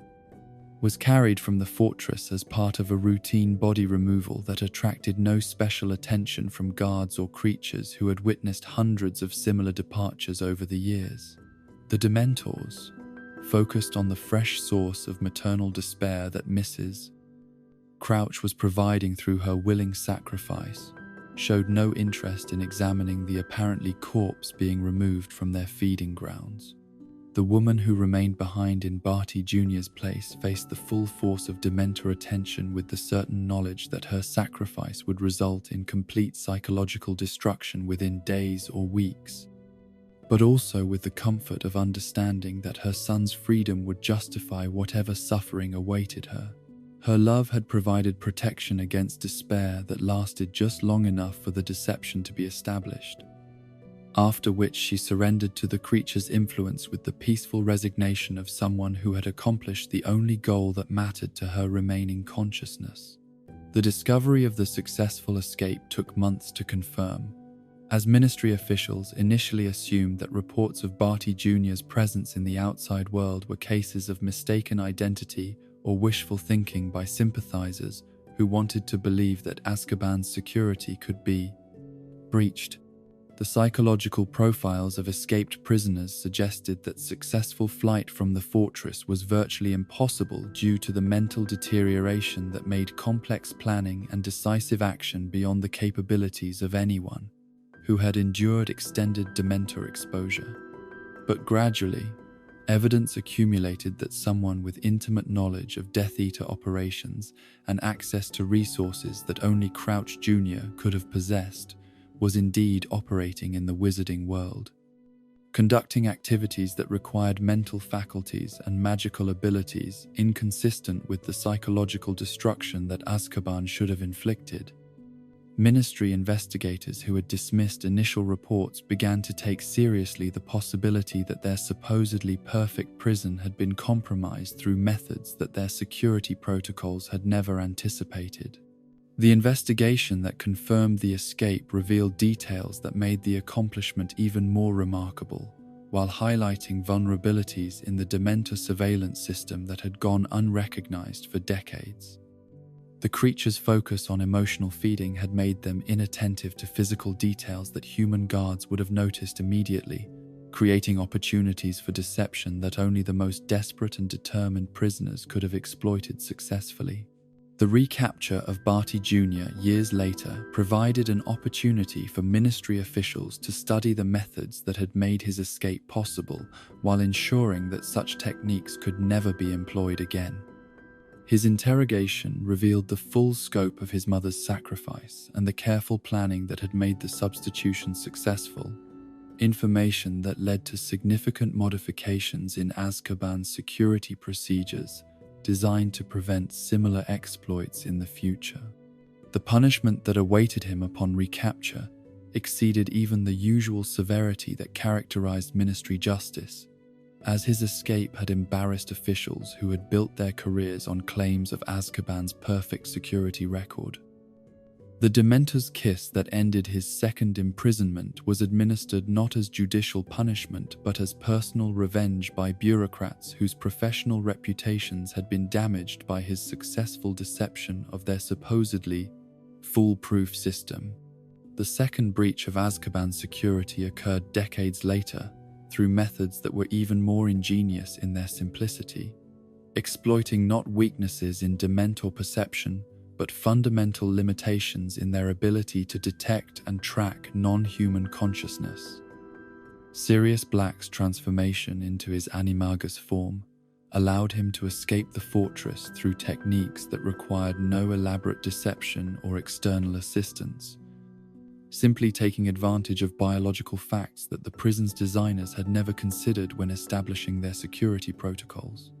Black's years in Azkaban had provided ample opportunity to study Dementor behavior and identify the specific mechanisms through which they detected and tracked human prisoners. Understanding that their feeding required contact with consciousness that possessed the complex emotional structures characteristic of sentient beings. His observations revealed that the creatures showed no interest in animals, whose simpler psychological makeup provided insufficient nourishment to make hunting them worthwhile when human sources were readily available. This knowledge, combined with his retained ability to transform into canine form despite the psychological pressure that had destroyed most of his fellow prisoners' magical capabilities, provided the foundation for an escape plan that was remarkable for its directness and efficiency rather than its complexity. Where Crouch Jr.'s escape had required elaborate substitution and external assistance, Black's freedom would be accomplished through the simple expedient of walking past guards who could not perceive him as anything other than a harmless animal whose presence within the fortress was merely incidental. The psychological preparation for this escape required forms of mental discipline that seemed impossible given the effects of prolonged Dementor exposure, as Black needed to retain sufficient cognitive function to plan and execute the transformation while maintaining the emotional stability necessary to avoid attracting creature attention through displays of hope or excitement that might reveal his intentions. His success in achieving this mental state spoke to reserves of inner strength that had been protected by his knowledge of his own innocence, a psychological anchor that provided some defense against despair, even under the most extreme conditions. The transformation itself was accomplished during a period when Dementor attention was focused elsewhere within the fortress, allowing Black to assume canine form without immediate detection while maintaining the psychological composure necessary to approach the prison's exit points without triggering creature responses. His understanding of Dementor behavior patterns, developed through years of careful observation, allowed him to time his movements to coincide with periods of minimal surveillance while avoiding areas where creature presence was most concentrated. The actual escape was accomplished with such casual efficiency that it seemed almost absurd given the elaborate security measures that were supposed to make such departures impossible. Black simply walked out of the fortress in dog form, his canine appearance making him effectively invisible to creatures whose perception was attuned to human emotional signatures rather than animal behavior patterns.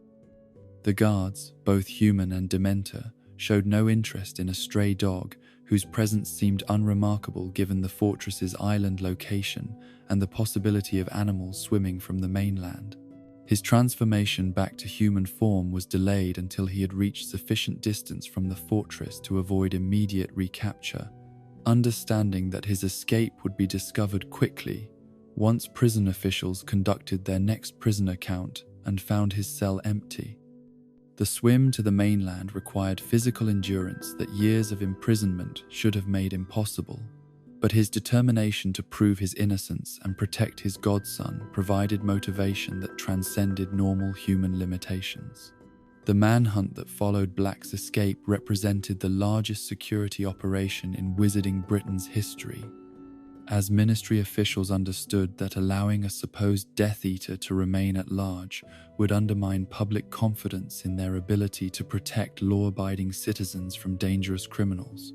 The deployment of Dementors as tracking agents marked the first time that the creatures had been used for law enforcement purposes outside the fortress,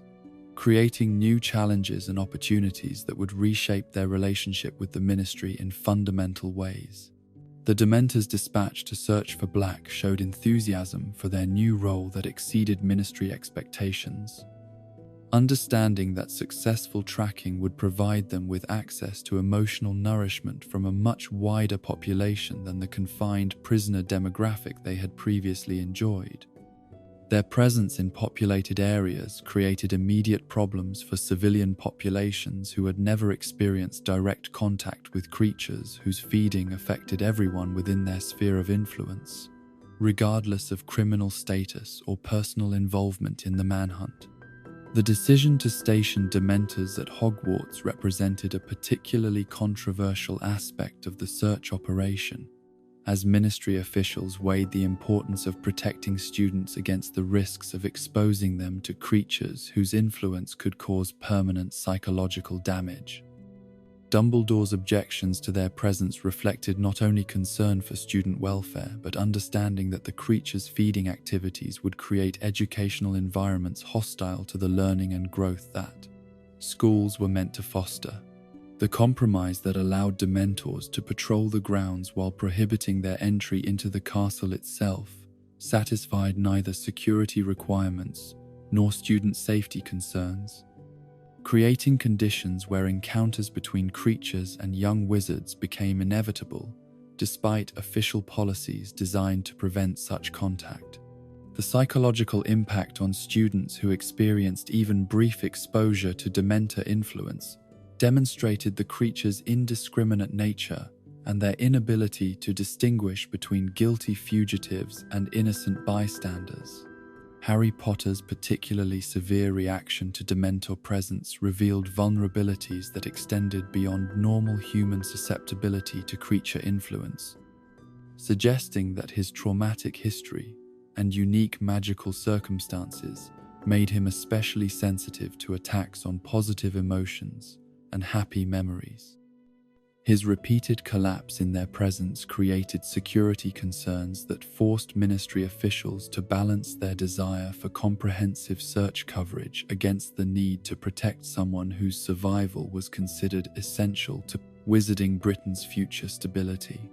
The Quidditch match incident that brought Dementors onto the school grounds in direct violation of Dumbledore's restrictions demonstrated the creature's inability to distinguish between appropriate and inappropriate feeding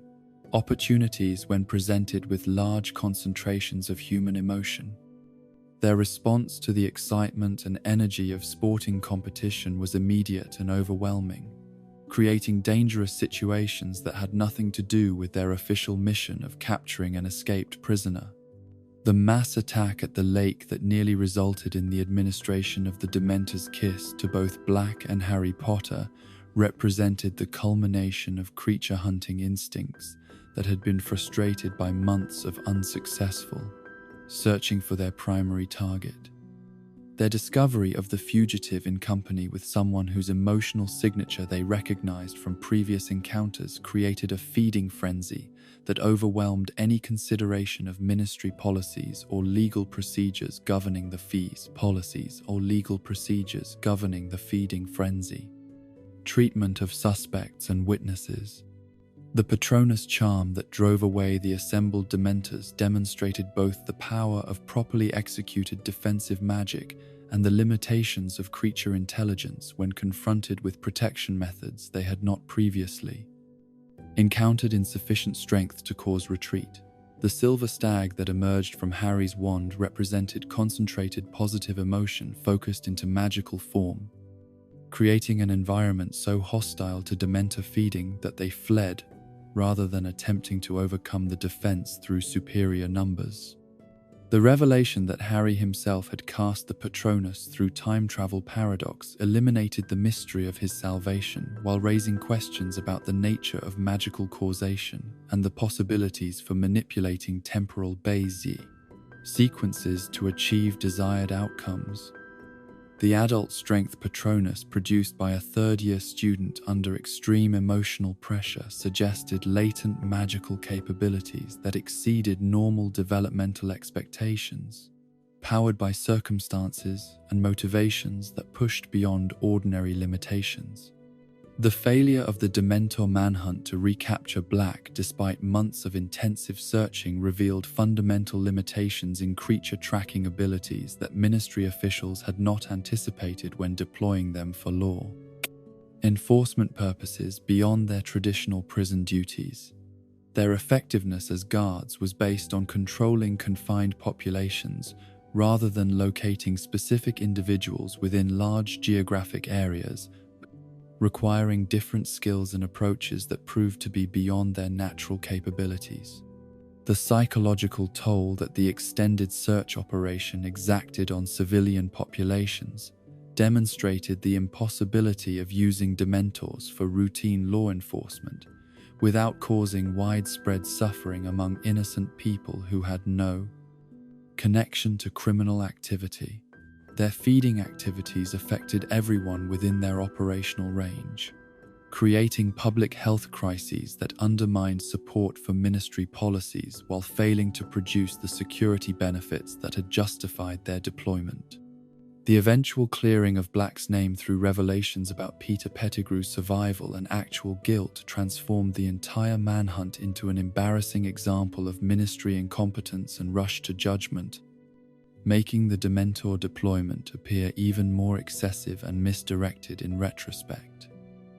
The resources devoted to tracking an innocent man could have been used more effectively for legitimate law enforcement purposes, while the psychological damage inflicted on students and civilians represented preventable casualties of misguided policy decisions. The lessons learned from these unprecedented breaches of Azkaban's security forced ministry officials to acknowledge that their supposedly perfect prison system contained vulnerabilities that creative or desperate prisoners could exploit under specific circumstances. The modifications implemented to prevent future escapes reflected understanding that Dementor surveillance, while effective for routine purposes, required supplementation with additional security measures designed to address the specific techniques that had proven successful.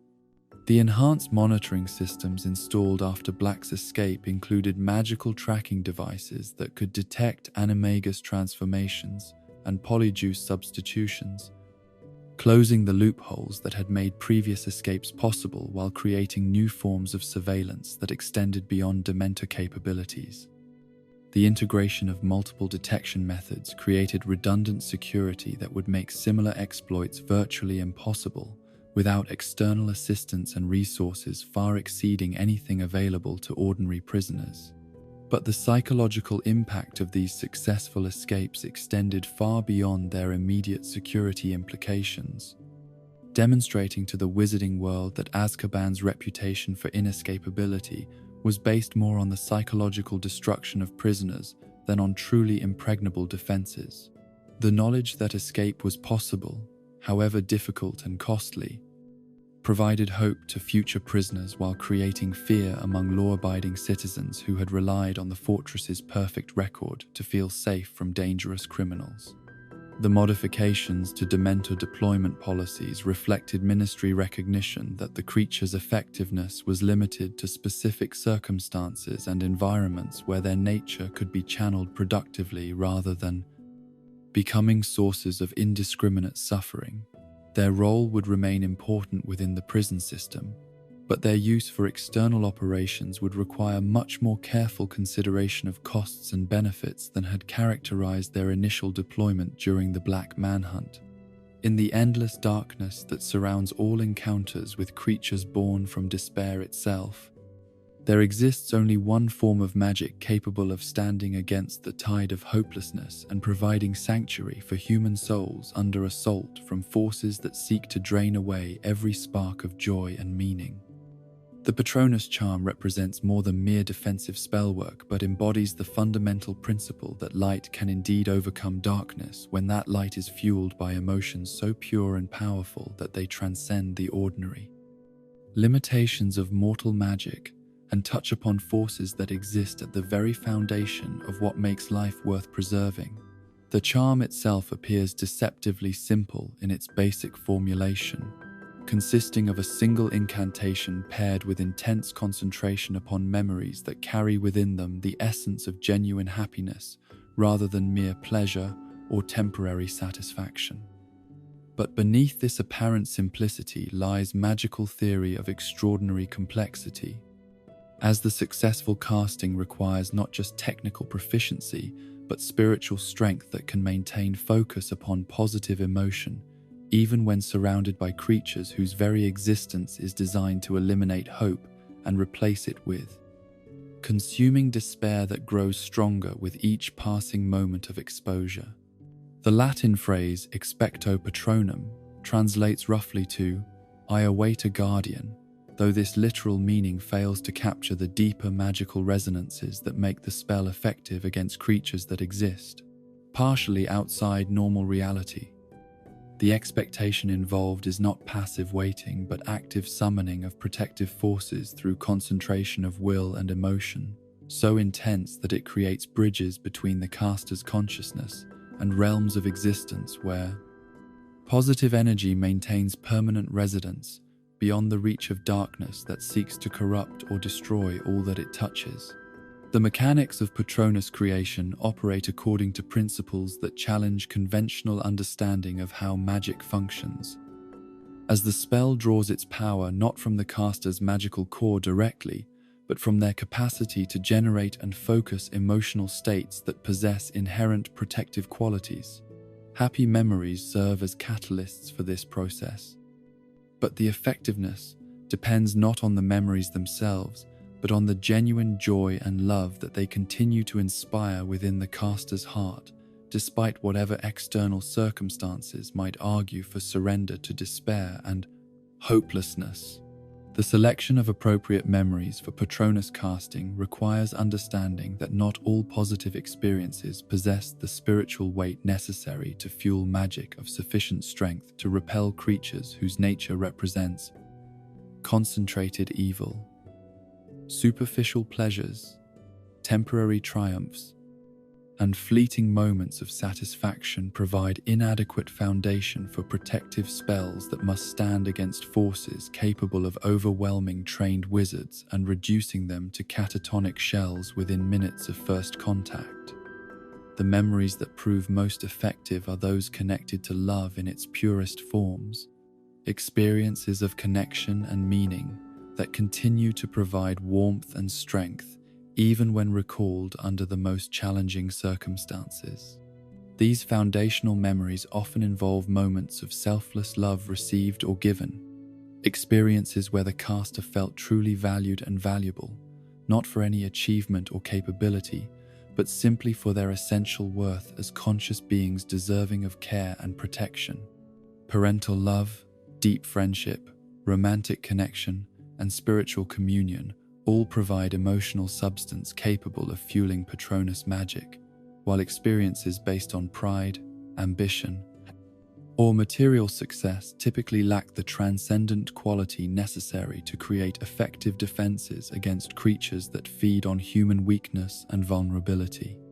The initial stages of Patronus casting produce incorporeal manifestations that appear as silvery mists or clouds of light rather than distinct forms, creating barriers of positive energy that can slow or discourage Dementor approach without providing the complete protection that fully developed charms offer. These basic versions represent significant magical accomplishments in their own right, as most adult wizards lack either the technical skill or emotional resources necessary to produce even these elementary forms of protection when confronted with genuine Dementor presence rather than academic instruction in safe environments. The incorporeal Patronus serves as both learning tool and emergency defense, providing beginning practitioners with tangible evidence that their efforts are producing results while offering limited protection during encounters where complete immunity to Dementor influence is not required for survival. The silvery light that characterizes these early attempts carries within it concentrated essence of the positive emotions that fuel the spell, creating environmental conditions hostile to creature feeding while demonstrating the caster's growing mastery of techniques that require perfect integration of will, emotion, and magical technique. The transition from incorporeal to corporeal Patronus represents one of the most challenging advances in defensive magic, requiring not just improved technical execution but fundamental changes in the caster's relationship to the emotions that power the charm. Where incorporeal versions can be sustained through focused concentration on happy memories, corporeal forms demand something approaching spiritual transformation that allows the caster to embody, rather than merely recall, positive emotional states even under extreme pressure. Corporeal patronuses manifest as distinct animal forms that serve as independent guardians capable of acting with apparent intelligence and purpose beyond the direct conscious control of their creators. These silver beings possess characteristics that reflect deep aspects of their casters' personalities and spiritual natures, often revealing psychological truths that the wizards themselves might not consciously recognize or acknowledge. The animal forms represent not random assignments but symbolic expressions of inner qualities that define each individual's essential character and approach to life's challenges. The stag that emerges from Harry Potter's wand embodies nobility, protection, and leadership qualities that reflect his deepest nature despite his youth and inexperience with traditional forms of authority and command. The doe that represents Severus Snape's Patronus reveals the enduring love that defines his character beneath layers of bitterness and apparent cruelty, demonstrating that even hearts damaged by loss and regret can maintain capacity for protective devotion that transcends personal pain and sacrifice. The psychological significance of Patronus animals extends beyond simple symbolic representation to encompass magical connections that influence both the effectiveness of the charm and the spiritual development of the caster.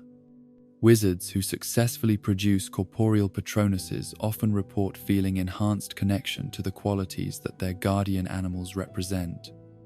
as though the spell creates permanent changes in personality and magical capability that persist long after the immediate defensive need has passed.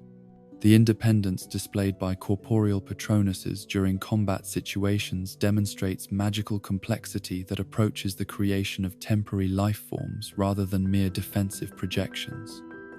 These silver guardians can make tactical decisions, coordinate with other Patronuses in group situations, and adapt their protective strategies to counter specific threats without requiring constant direction from their creators. They possess apparent intelligence that allows them to distinguish between genuine dangers and harmless situations, responding appropriately to changing circumstances while maintaining focus on their primary protective mission. The strength of corporeal Patronuses varies dramatically based on both the magical power of their creators and the emotional intensity that fuels their manifestation, with some specimens capable of driving away dozens of Dementors simultaneously, while others provide protection for only single individuals under less challenging circumstances. The most powerful examples can function as area defenses that create zones of safety large enough to shelter entire groups of people,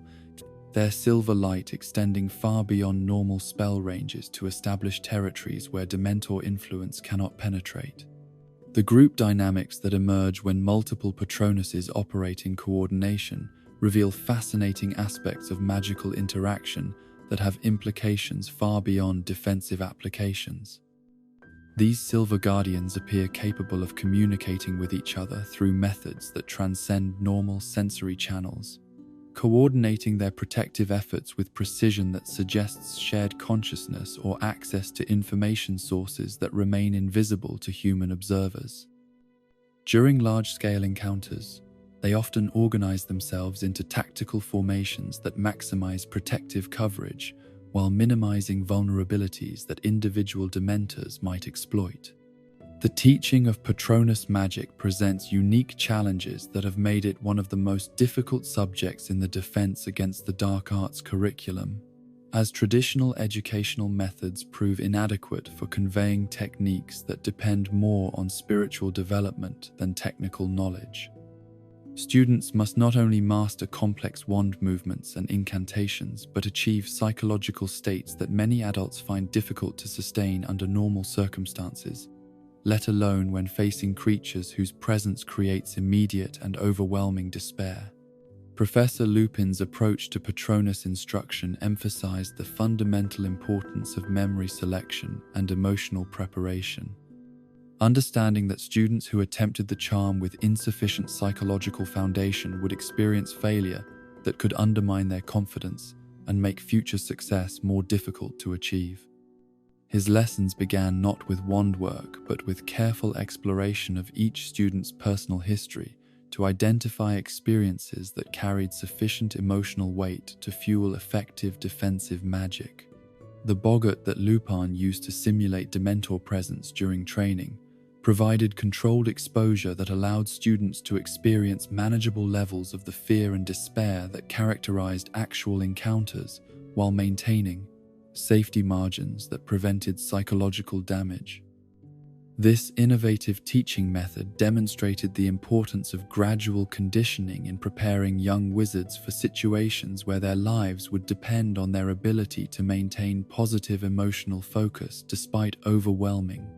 pressure to surrender to hopelessness and despair. The individual differences in Patronus learning rates reflect variations in psychological development, life experience, and fundamental temperament that cannot be addressed through standardized instruction methods. Students from happy, stable backgrounds often struggle with the spell because they lack experience with genuine adversity that would have developed the emotional resilience necessary to maintain hope in the face of supernatural despair. Conversely, those who have survived trauma may find Patronus casting easier because they have already learned to find light in darkness through necessity rather than instruction. Harry Potter's exceptional aptitude for the charm surprised even experienced instructors who had observed few students successfully producing corporeal Patronuses during their school years, as his ability seemed to exceed what his age and training should have made possible under normal circumstances. His success stemmed not from technical superiority, but from life experiences that had taught him to find strength in love and connection despite facing loss and abandonment that would have destroyed the psychological foundations necessary for happiness in most individuals. The memory that powered Harry's most successful Patronus castings involved not specific events, but the general knowledge that he had parents who loved him enough to die protecting him, providing emotional substance that transcended ordinary happy recollections and touched upon spiritual truths about the nature of love and sacrifice that existed beyond normal human experience. This deep understanding of protective love as fundamental reality, rather than temporary emotion, gave his Patronuses strength that exceeded what normal memory-based techniques could achieve. The chocolate remedy that provides recovery from Dementor exposure operates according to magical principles that complement rather than replace Patronus protection, offering healing for psychological damage that has already occurred rather than preventing such damage in the first place. The sweet substance contains properties that help restore emotional balance and memory access that have been disrupted by creature feeding, providing temporary relief that allows victims to regain sufficient psychological stability to function normally until more comprehensive healing can be administered. The effectiveness of chocolate treatment appears to be connected to its natural capacity to stimulate the production of chemicals in the human brain that promote feelings of well-being and contentment, creating biological conditions that are naturally hostile to the lingering effects of Dementor influence. The magical enhancement of these natural properties through proper preparation and timing can significantly accelerate recovery while reducing the long-term psychological damage that untreated exposure typically causes in vulnerable individuals.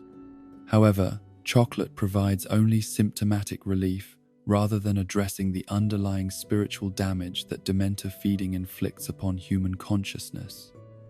making it inadequate as sole treatment for severe cases where prolonged exposure has caused fundamental alterations to memory and emotional capacity. Victims of extended creature influence require more comprehensive healing that addresses not just immediate symptoms, but the deeper wounds that affect their ability to experience joy and maintain hope for future improvement. The limitations of chocolate therapy become apparent in cases where Dementor exposure has progressed beyond the initial feeding stages to approach the complete soul extraction that characterizes the kiss, as no mundane remedy can restore spiritual essence that has been permanently drained from its physical vessel. These severe cases require intervention that goes beyond traditional magical healing to encompass forms of therapy that work directly with the damaged soul, rather than attempting to repair psychological symptoms of spiritual injury. The development of group Patronus techniques for military applications during wartime demonstrated the possibility of coordinating individual protective charms into collective defenses that could shield entire units or civilian populations from mass Dementor attacks. These advanced applications required not only technical mastery of basic charm work, but sophisticated understanding of magical resonance and harmonic amplification that could multiply the effectiveness of individual spells through careful coordination and timing. The training required for military Patronus operations pushed the boundaries of what magical education could accomplish within practical time constraints. As soldiers needed to achieve levels of emotional mastery and spiritual development that normally required years of dedicated study and personal growth, the intensive courses developed for this purpose combined traditional spellwork instruction with psychological conditioning and group bonding exercises designed to create the interpersonal connections necessary for effective collaborative magic. The battlefield effectiveness of coordinated Patronus defenses varied significantly based on the emotional cohesion of participating units and their collective commitment to the protective mission they were attempting to fulfill. Groups bound by genuine friendship and shared purpose produced defensive networks of extraordinary strength, while units lacking such connections found their individual efforts diminished rather than enhanced by attempts at coordination with colleagues whom they neither trusted nor genuinely cared about protecting. The strategic implications of large-scale Patronus deployment forced military planners to reconsider fundamental assumptions about magical warfare and the role of emotion in determining battlefield outcomes. Traditional tactics that emphasized overwhelming force and tactical superiority proved inadequate against enemies who could deploy creatures that attacked morale and fighting spirit directly, requiring new approaches that integrated spiritual preparation with conventional military training. The creation of specialized Patronus units within Aura Forces and Order of the Phoenix operations represented recognition that fighting Dementors required not just individual defensive capability, but coordinated tactical approaches that could neutralize creature advantages while maximizing the effectiveness of available protective magic. These elite formations underwent training that combined advanced charm work with small unit tactics specifically designed for anti-Dementor operations in various terrain and weather conditions. The psychological requirements for sustained Patronus operations under combat conditions revealed the limitations of relying on personal happy memories to fuel protective magic during extended engagements where individual emotional resources might become depleted through prolonged stress and repeated casting. Successful military applications required development of techniques that could draw upon collective emotional strength rather than depending solely on individual psychological reserves that might prove insufficient for prolonged operations. The innovation of message-carrying Patronuses demonstrated applications of the charm that extended far beyond defensive purposes to encompass communication methods that could not be intercepted or corrupted by enemy action. These silver messengers could traverse vast distances while carrying information that remained secure from surveillance, providing strategic advantages that proved crucial during periods when conventional communication networks had been compromised or destroyed. The reliability of Patronus messaging depended not only on the magical skill of the sender, but on their emotional connection to the intended recipient. As the charm required personal bonds of sufficient strength to guide the Silver Guardian across whatever obstacles might separate the communicating parties.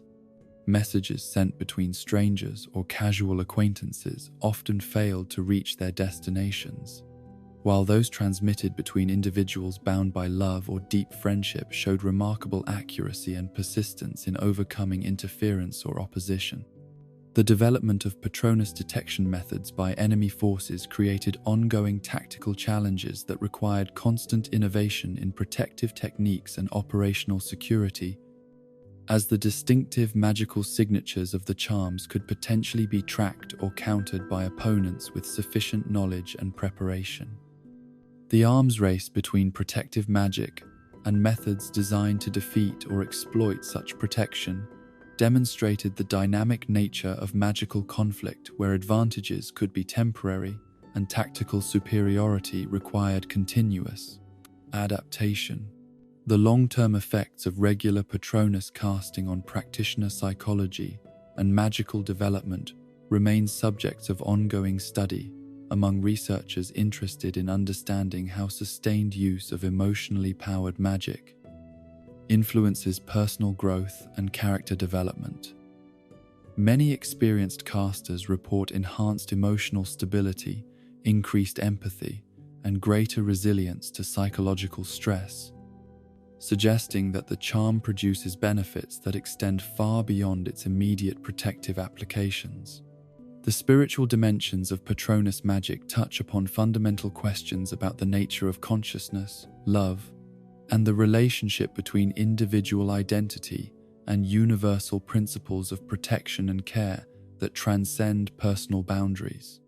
Advanced practitioners often describe experiences during successful casting that suggest connection to sources of strength and wisdom that exist beyond individual consciousness, as though the charm creates temporary access to collective reservoirs of hope and courage that sustain all conscious life. The mystery of how Patronus animals are determined continues to fascinate magical theorists who seek to understand the relationship between conscious personality and unconscious spiritual nature that the charm apparently reveals through its manifestations. The symbolic meaning of different animal forms provides insight into hidden aspects of caster psychology, while raising questions about whether these revelations reflect permanent characteristics or temporary states that might change as individuals grow and develop throughout their lives. The evolution of Patronus forms in response to major life events or fundamental personality changes suggests that the charm serves not only as protective magic, but as diagnostic tool that reveals the current state of the caster's spiritual development and emotional health. The rare documented cases of Patronus transformation provide valuable data about the relationship between magical ability and psychological growth, while demonstrating the profound connections that exist between inner development and external magical capabilities. In the endless struggle between light and darkness that defines the fundamental nature of magical existence, the Patronus charm stands as proof that love and hope possess power that exceeds any force that seeks to destroy or corrupt them, providing sanctuary for human souls under assault, while demonstrating that individual strength can be multiplied through connection with others who share commitment to protecting innocence and preserving the light that makes existence meaningful rather than merely endurable. The corruption of childhood innocence began on a summer evening when darkness moved through suburban streets where magic was meant to be hidden and protection was assumed rather than earned through constant vigilance. Little Whinging had always been a place where extraordinary events were deliberately excluded from ordinary lives, its residents taking comfort in predictable routines and willful ignorance of forces that operated beyond their understanding or control. But on that night in August, when heat lay heavy across manicured lawns and behind drawn curtains families settled into evening entertainment, the boundaries between magical and mundane worlds collapsed with violence that would forever alter how both communities understood the reach of evil and the vulnerability of those who believed themselves safely beyond its influence. The attack on Harry Potter and his cousin Dudley represented more than simple assault, but served as announcement that the period of relative peace following Voldemort's apparent destruction had ended permanently. replaced by warfare that would respect no boundaries and acknowledge no distinction between combatant and civilian populations. The Dementors sent by Dolores Umbridge moved through the suburban landscape like manifestations of nightmare given physical form, their presence transforming familiar streets into territories of terror where every shadow might conceal creatures whose touch could destroy everything that made existence bearable or meaningful. For Harry, whose previous encounters with these beings had occurred within contexts where their presence could be understood as part of larger conflicts involving forces beyond his control, the attack on Privet Drive carried psychological weight that transcended its immediate physical danger. This was violation of the sanctuary that his mother's sacrifice had created through ancient magic that was supposed to protect him as long as he could call his aunt's house home, regardless of how unwelcome he might feel within its walls, or how hostile the reception he received from relatives who resented his presence and the dangers it attracted. The failure of blood-based protection that had shielded him throughout his childhood marked the beginning of his transition from protected child to active participant in a war that would demand everything he possessed and more than he had ever imagined he could give. The Dementors' ability to penetrate defenses that had previously proven impermeable to even Voldemort's direct assault demonstrated that the rules governing magical conflict had changed in fundamental ways that rendered previous assumptions about safety and security dangerously obsolete. Dudley's exposure to Dementor influence provided unique insight into how these creatures affected individuals who possessed no magical training or understanding that might have prepared them for encounters with supernatural forces. His inability to see the attackers while remaining vulnerable to their psychological assault created terror that was particularly pure and absolute, as he experienced the full effects of creature feeding without any comprehension of what was happening to him, or why his familiar world had suddenly become hostile beyond his capacity to understand or escape.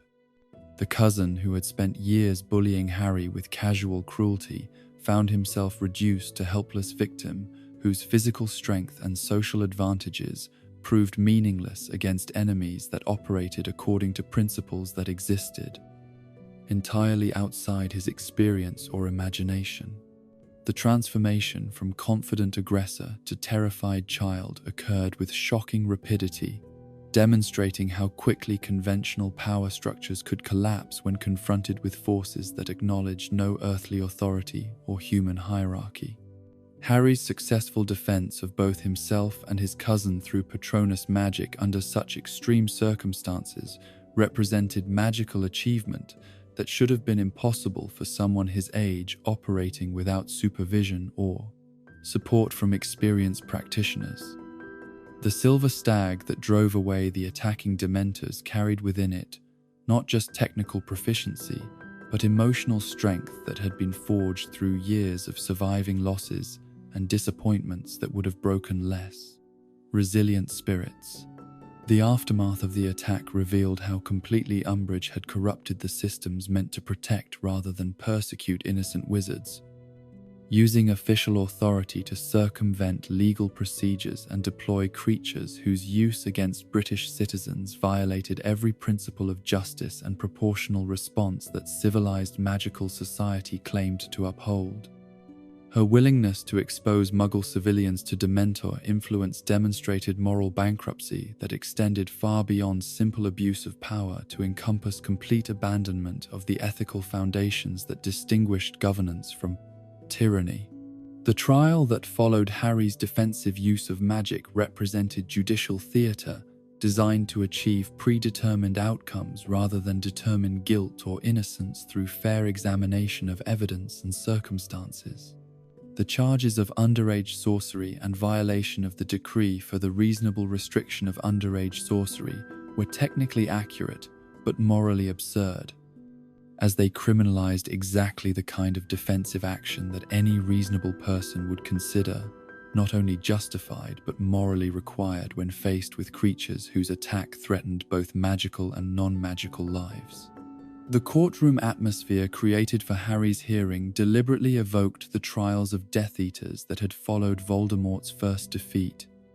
with intimidating officials and formal procedures designed to overwhelm defendants and discourage effective defense rather than facilitate fair consideration of facts and circumstances. The message was clear to anyone with sufficient insight to recognize the underlying dynamics. Opposition to ministry policies would be treated as criminal activity, regardless of moral justification or legal precedent. Dumbledore's intervention at the trial provided both immediate salvation for Harry and demonstration of how political relationships within the wizarding government had deteriorated to the point where even the most respected figures could barely influence decisions that had been made through processes that excluded evidence and ignored established legal principles. His presence forced officials to acknowledge procedures and precedents they would have preferred to ignore. But the underlying hostility toward Harry and his claims about Voldemort's return remained unchanged despite his acquittal. The trial's outcome satisfied no one while resolving nothing about the fundamental conflicts that had made it necessary, leaving Harry technically vindicated but politically vulnerable, while demonstrating that ministry officials would continue seeking opportunities to silence or discredit anyone whose testimony contradicted their preferred narrative about recent events. The acquittal provided temporary relief, but established patterns of persecution that would intensify as the government's denial of Voldemort's return became increasingly difficult to maintain. The recruitment of Dementors by Voldemort represented strategic calculation that exploited both their natural inclinations and their practical grievances against a ministry that had used them for centuries without offering anything resembling respect or genuine partnership in return. The Dark Lord's approach to these negotiations demonstrated understanding of creature psychology that his opponents had never developed, recognizing that beings whose existence was defined by hunger could be motivated through promises of unlimited feeding opportunities, rather than appeals to abstract principles or emotional manipulation. The offer that secured Dementor allegiance was elegantly simple and utterly irresistible to creatures whose nature made other considerations irrelevant compared to the prospect of accessing fresh sources of human despair and terror. Where the ministry had provided them with a captive population of prisoners whose emotional resources were gradually depleted through prolonged exposure, Voldemort promised access to entire civilian populations whose fear and hopelessness would provide nourishment of quality and quantity that exceeded anything they had previously experienced. The creatures' abandonment of their traditional role as prison guards occurred with efficiency that demonstrated their fundamental lack of loyalty to human institutions or governments, revealing that their centuries of service to the ministry had been motivated entirely by practical considerations rather than any form of genuine allegiance or commitment to justice. Their defection left Azkaban vulnerable to the mass breakouts that followed within days of their departure, as prisoners who had been held by terror rather than physical restraint suddenly found themselves free to attempt escapes that would have been impossible under previous security arrangements. The liberation of imprisoned Death Eaters provided Voldemort with experienced followers whose skills and knowledge had been preserved through years of enforced inactivity, creating a core of supporters who understood his methods and shared his objectives while possessing capabilities that recent recruits could not match through training alone.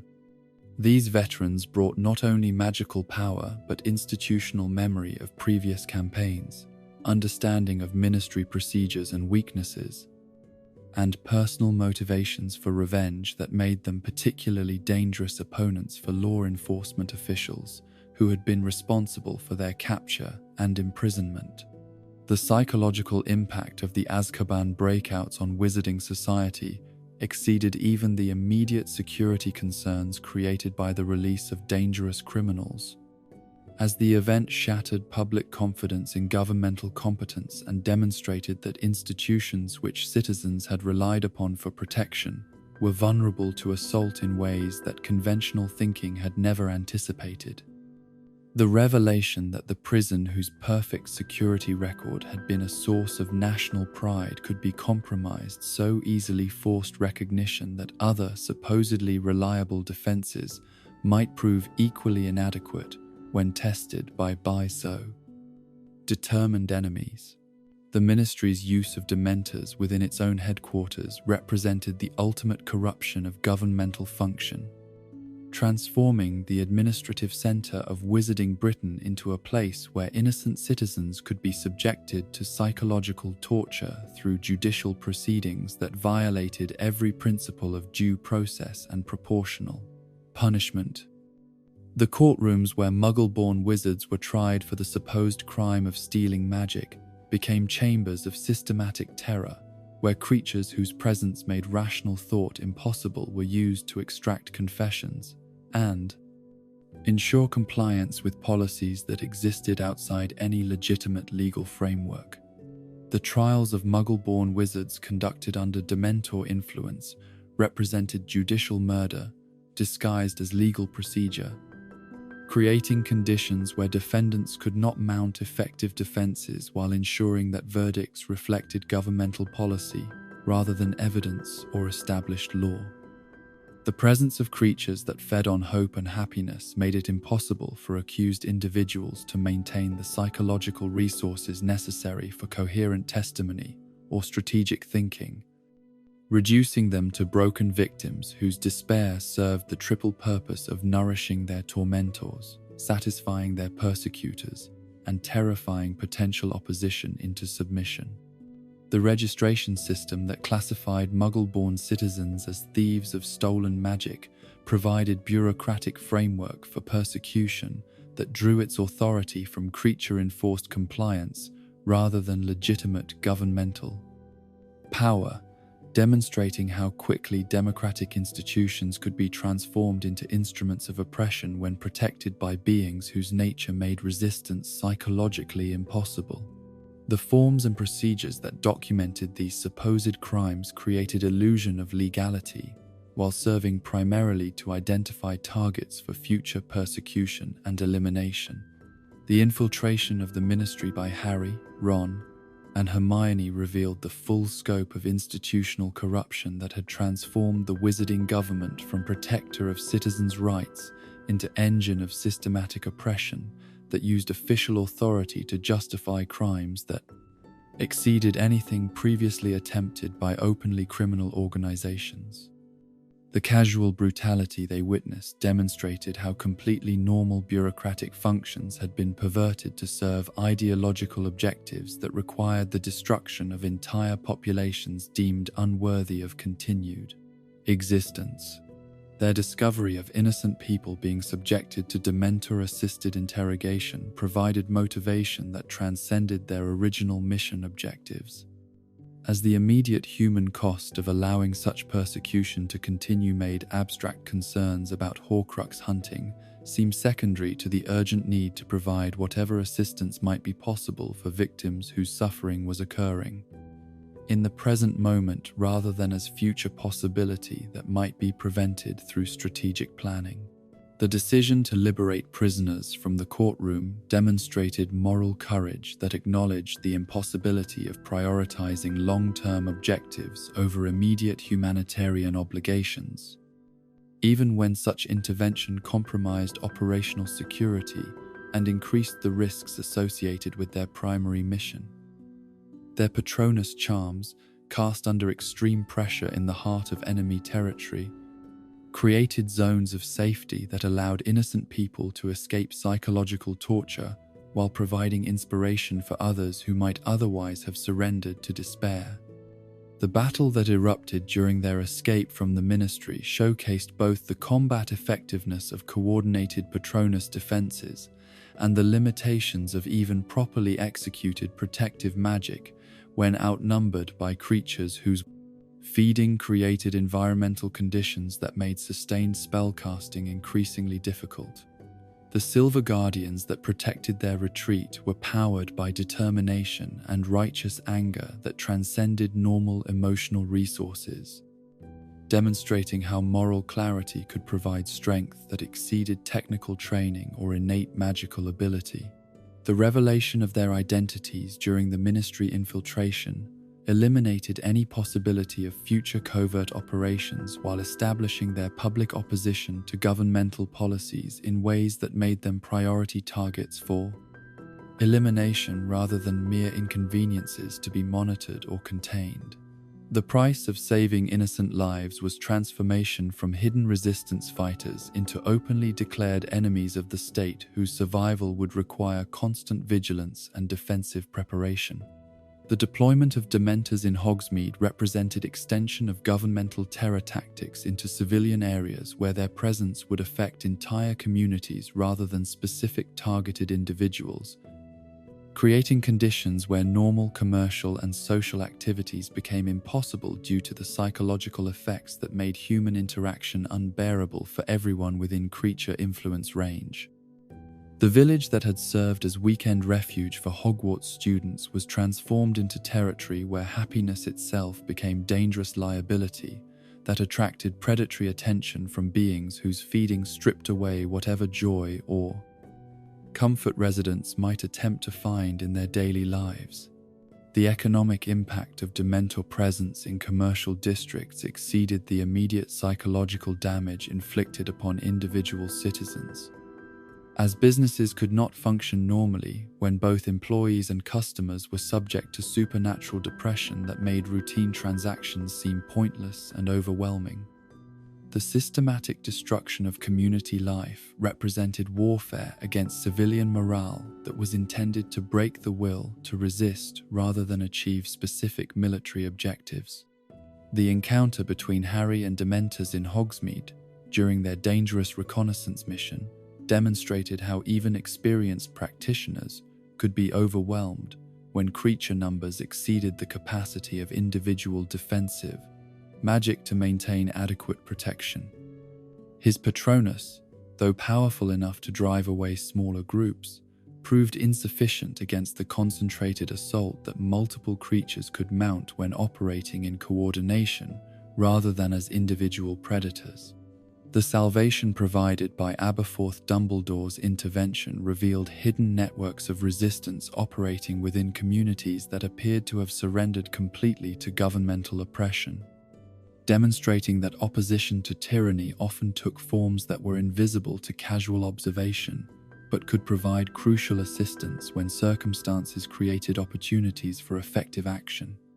His willingness to risk exposure by casting protective magic in public spaces showed commitment to humanitarian principles that transcended concerns about personal safety or operational security. The psychological preparation that allowed resistance fighters to maintain effectiveness despite prolonged exposure to Dementor influence required forms of mental discipline that pushed the boundaries of human psychological endurance. As normal coping mechanisms proved inadequate for dealing with enemies that attacked the very foundations of hope and meaning that made continued struggle seem worthwhile. The techniques developed through necessity rather than formal training created new understanding of how spiritual resources could be conserved and deployed strategically during extended periods of supernatural assault. The tactical adaptations required for operating in environments where Dementor presence was constant rather than episodic forced development of approaches that integrated defensive magic with conventional operational procedures in ways that had never been systematically studied or documented. The need to maintain protective charms while conducting complex missions created resource management challenges that required careful planning and precise execution to avoid psychological collapse during crucial moments when mission success depended on clear thinking and decisive action. The toll that sustained anti-Dementor operations exacted on even the most mentally resilient operatives became apparent through cumulative effects that were not immediately obvious but gradually undermined effectiveness and psychological stability over extended periods. The constant need to focus on positive emotions while surrounded by creatures that fed on such feelings created paradoxical situations where the very act of defense became increasingly difficult to maintain as the resources required for protection were systematically consumed by the forces being resisted. The evolution of Dementor deployment strategies throughout the period of their service to Voldemort demonstrated learning and adaptation that suggested intelligence capabilities that exceeded what most wizards had previously attributed to creatures whose behavior had seemed largely instinctual. Their coordination during mass operations and their apparent ability to adjust tactics based on enemy responses indicated either natural development of enhanced capabilities or training by handlers who understood how to maximize their effectiveness in military applications. The propaganda value of Dementor employment extended far beyond their immediate tactical contributions to encompass psychological warfare that undermined enemy morale, while demonstrating the extent of Voldemort's power and reach. The knowledge that opposition to his regime would result in exposure to creatures whose touch was worse than death created deterrent effects that prevented many potential resistance activities while encouraging collaboration among individuals who might otherwise have remained neutral or passively opposed to his policies.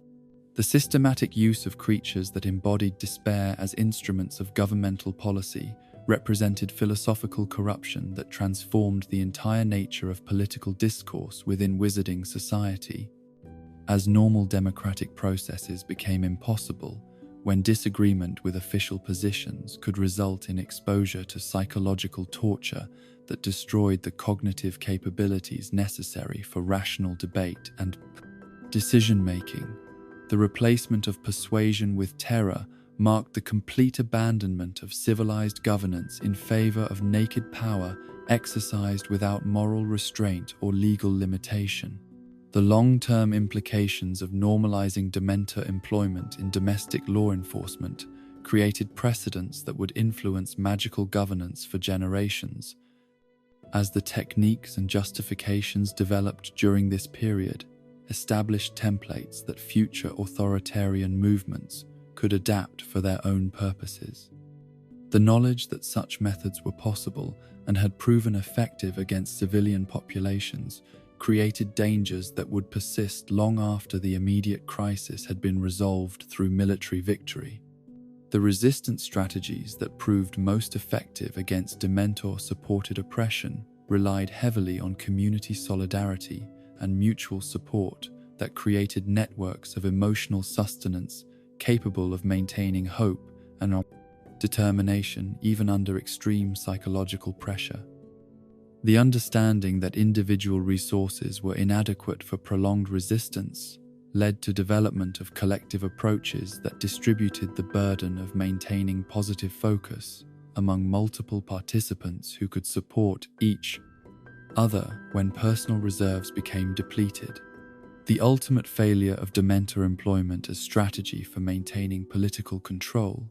demonstrated the limitations of terror as foundation for stable governance. As the psychological damage inflicted upon populations eventually created conditions where death became preferable to continued existence under such oppressive circumstances. The very thoroughness of their assault on human happiness and hope generated desperation that made resistance inevitable regardless of the apparent futility of opposition or the certainty of terrible consequences for those who chose to fight rather than submit. The final confrontation between light and darkness began not with the clash of armies or the thunder of magical artillery, but with silence that pressed against ancient stones like the weight of accumulated centuries, as though Hogwarts itself held its breath before witnessing events that would determine whether hope or despair would claim dominion over the wizarding world. The castle that had sheltered generations of young witches and wizards stood transformed into a battleground where every corridor might conceal enemies whose cruelty exceeded imagination, where every shadow could hide creatures whose touch meant destruction of everything that made human existence meaningful rather than merely biological survival. The Dementors that descended upon the school arrived not as individual predators seeking isolated victims, but as coordinated military force whose deployment had been planned with tactical precision that demonstrated Voldemort's understanding of how psychological warfare could complement conventional magical combat in ways that maximized terror while minimizing his own force's exposure to organized resistance. They swept across the grounds like manifested nightmare, their hooded forms creating zones of supernatural darkness that extinguished torches and dimmed magical illumination, while spreading despair so concentrated that even experienced fighters found their determination wavering despite years of preparation for exactly such encounters. The aerial assault they provided served purposes that extended far beyond simple tactical support for ground forces, as their presence above the battlefield created environmental conditions that affected every participant regardless of their specific role in the unfolding conflict. Students and teachers attempting to coordinate defensive efforts found their communications disrupted by supernatural cold that made speech difficult while draining away the emotional resources necessary for clear thinking and strategic planning under extreme pressure. The psychological impact of their arrival was immediate and devastating. As defenders who had spent months preparing for conventional magical combat discovered that their training had not prepared them for enemies whose very existence challenged the foundations of hope and courage that made resistance possible. In the first place, the sight of hundreds of these creatures moving in coordinated formations across the night sky created despair so profound that many participants experienced temporary paralysis. Their magical abilities neutralized by depression that made spellcasting seem pointless rather than impossible. Harry Potter's emergence from the Forbidden Forest, walking voluntarily toward what appeared to be certain death, occurred under conditions that would have broken the morale of defending forces completely had his supporters understood the full implications of what they were witnessing. The boy who had become the symbol of resistance against Voldemort's tyranny seemed to be surrendering himself to destruction, abandoning the cause for which so many had already died while leaving those who had trusted in his eventual victory without leadership or hope for alternative outcomes. But the Dementors that should have overwhelmed him during his solitary march toward the Dark Lord's position found their feeding abilities neutralized by protection that transcended normal understanding of how defensive magic operated. Against creatures whose hunger was supposed to be irresistible to human souls under assault. The spirits of his departed loved ones, invisible to normal observation but radiating presence that created barriers against despair, surrounded him with forms of protection that existed beyond the reach of creatures whose power was absolute only when their victims faced them without spiritual support. James and Lily Potter walked beside their son not as memories or projections of his desperate imagination, but as manifestations of love so pure and powerful that it created temporary suspension of normal magical laws, allowing them to provide protection that their physical deaths should have made impossible. Their presence demonstrated that certain forms of connection transcended mortality itself, creating bonds that could not be severed by violence or dissolved through temporal separation when the need for protection exceeded ordinary limitations. Sirius Black, whose innocence and devotion had been proven through sacrifice that cost him everything he valued, including life itself, moved through the supernatural darkness as guardian spirit whose loyalty had been purified through suffering into something approaching divine dedication. His protection carried weight that exceeded mere emotional support to encompass magical intervention that disrupted Dementor feeding patterns while providing psychological strength that allowed Harry to maintain forward momentum despite being surrounded by creatures whose influence should have reduced him to catatonic despair. Remus Lupin, the teacher who had shown that wisdom and compassion could triumph over circumstances that might have justified bitterness and withdrawal from human connection, provided guidance that helped Harry navigate not just physical dangers but psychological challenges that threatened to overwhelm his determination to complete the mission that love had imposed upon him rather than duty or external command. His presence served as a reminder that sacrifice could be meaningful rather than merely tragic when undertaken in service of principles that transcended individual survival. The protection these spirits provided operated according to magical laws that predated formal spellwork and existed at foundational levels where love and death intersected in ways that created possibilities for intervention that normal, defensive magic could never achieve.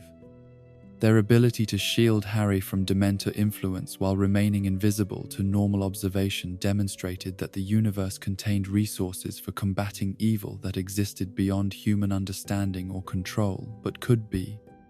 accessed when circumstances created conditions of sufficient moral clarity and spiritual need.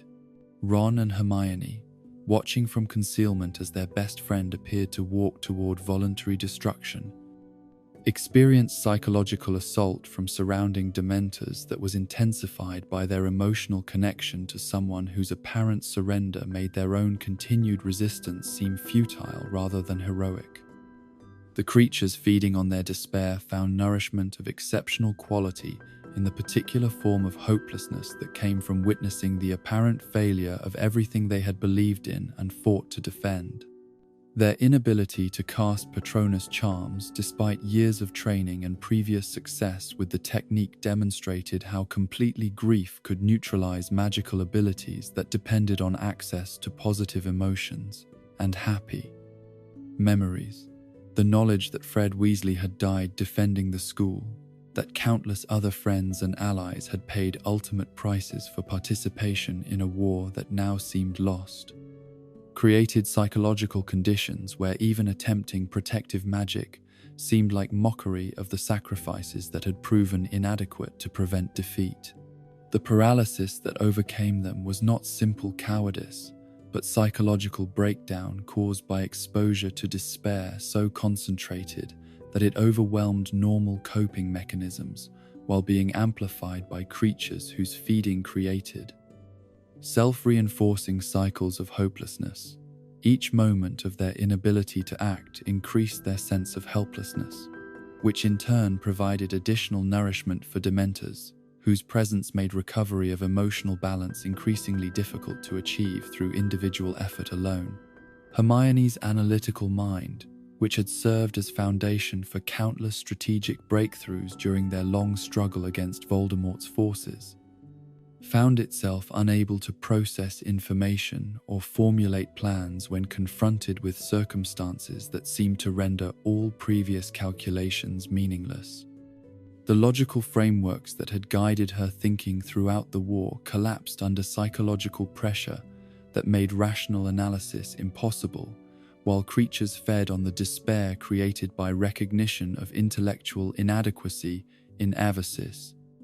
the face of overwhelming evil. Ron's emotional strength, which had sustained him through years of being overshadowed by more gifted friends while maintaining loyalty that never wavered despite personal costs,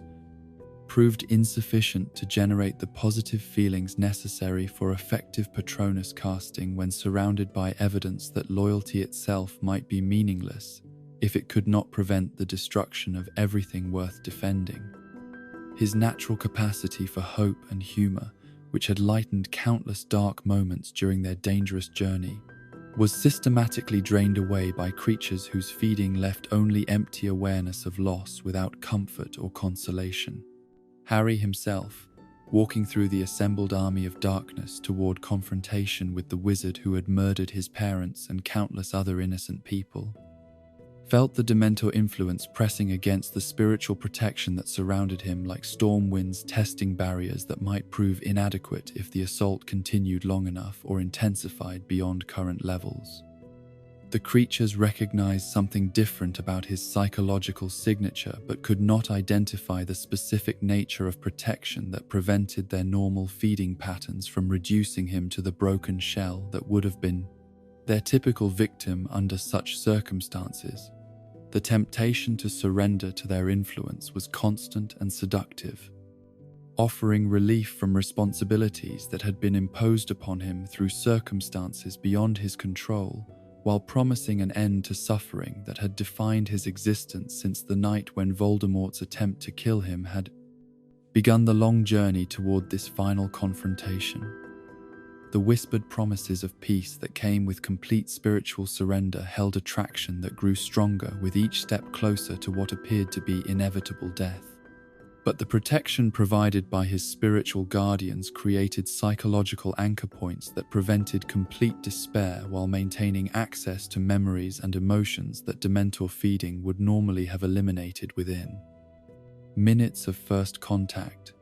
His mother's love, which had saved him as infant through sacrifice that transformed her death into protection that transcended normal magical limitations, continued to operate as barrier against creatures whose power was absolute only when their victims faced them without such spiritual support. The revelation that he carried within himself a fragment of Voldemort's soul, making him a living Horcrux whose destruction was necessary for the Dark Lord's eventual defeat, should have provided Dementors with unprecedented feeding opportunities as he grappled with implications of this knowledge. The recognition that his entire life had been shaped by forces beyond his understanding or control, that his survival had served purposes he had never chosen or desired, created potential for despair so profound that it might have overwhelmed even spiritual protection of extraordinary power.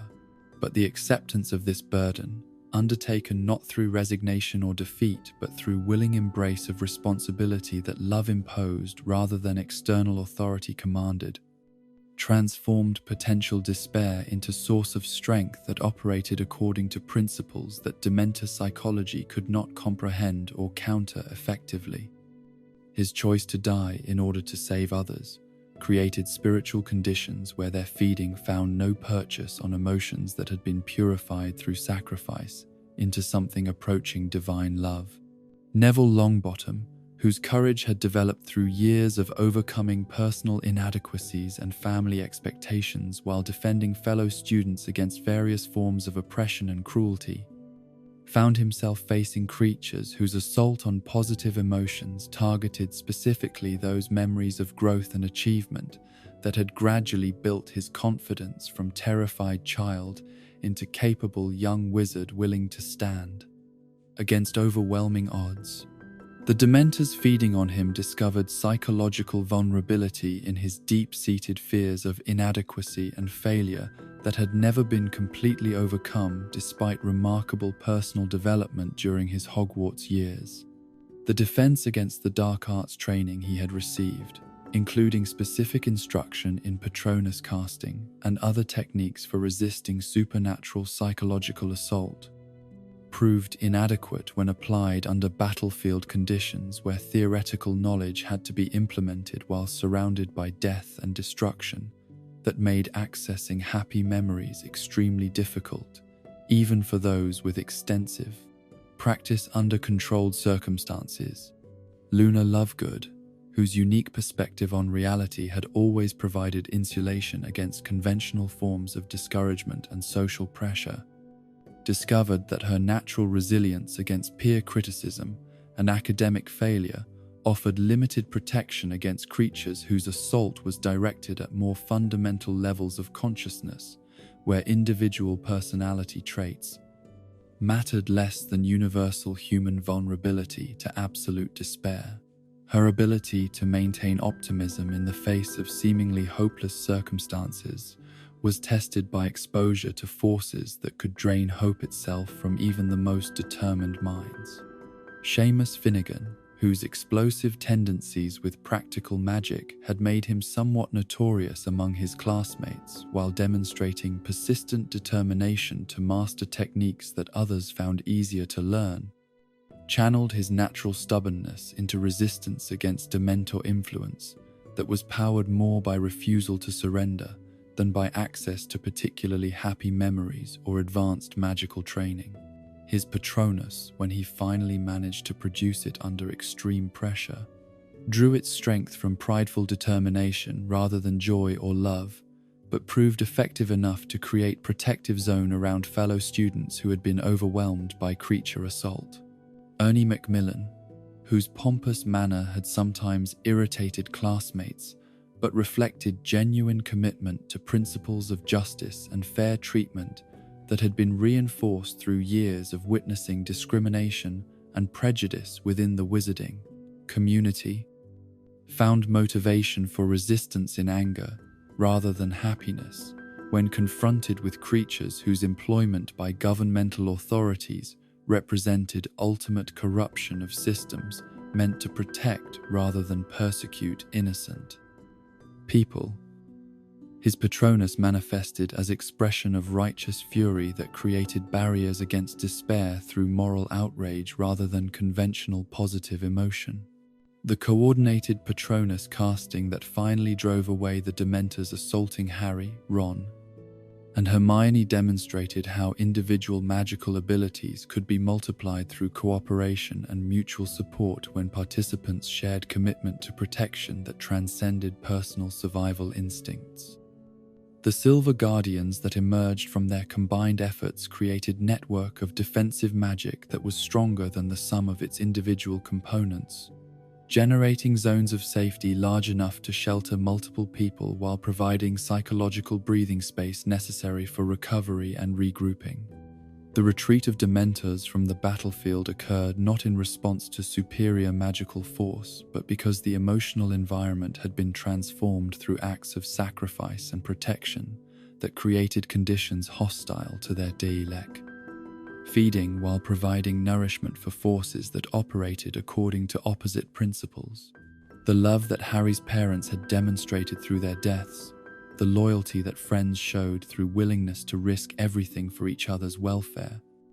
and the courage that ordinary students displayed when facing overwhelming odds generated spiritual energy that was toxic to creatures whose existence depended on the absence of such qualities.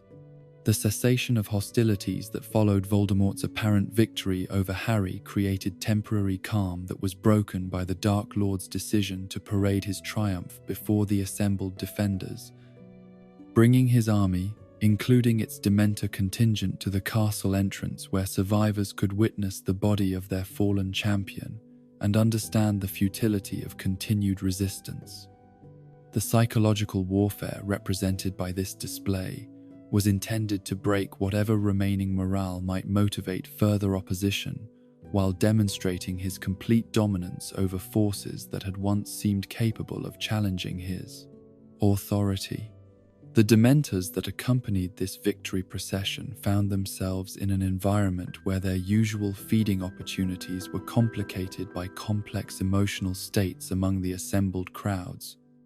as grief and despair were mixed with anger and determination in proportions that made simple psychological consumption difficult to achieve effectively.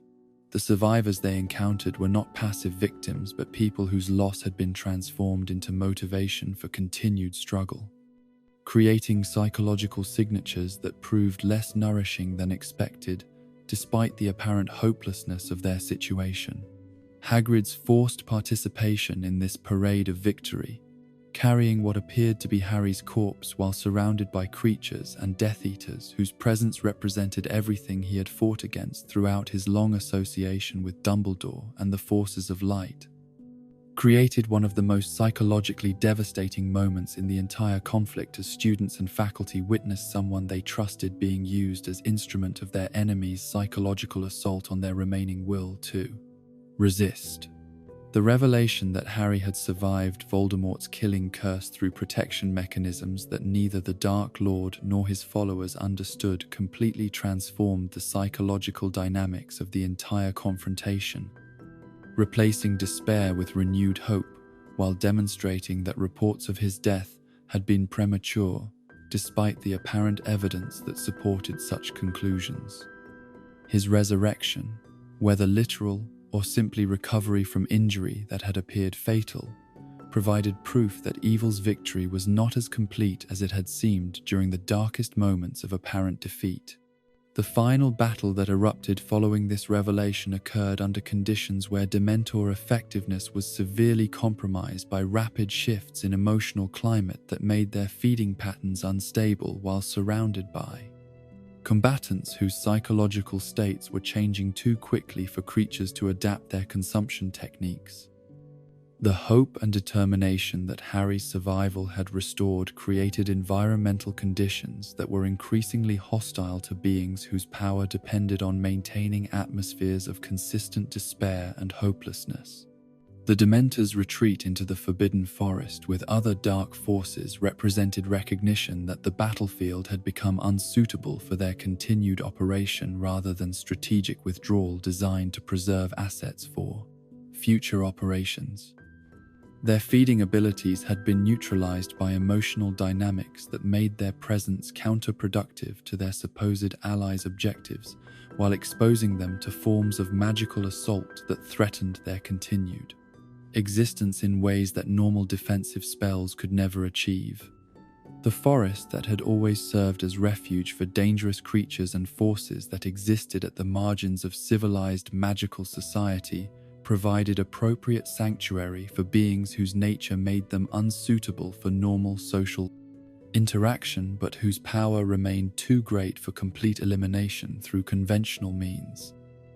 Their withdrawal marked the end of their active participation in the conflict while ensuring their continued existence as potential threats that future generations would need to monitor and contain through appropriate magical and political measures.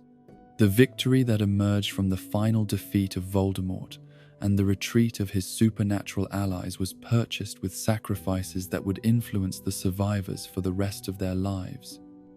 As the psychological damage inflicted by prolonged exposure to Dementor influence created wounds that would never fully heal despite the restoration of peace and the elimination of immediate threats to their safety and freedom.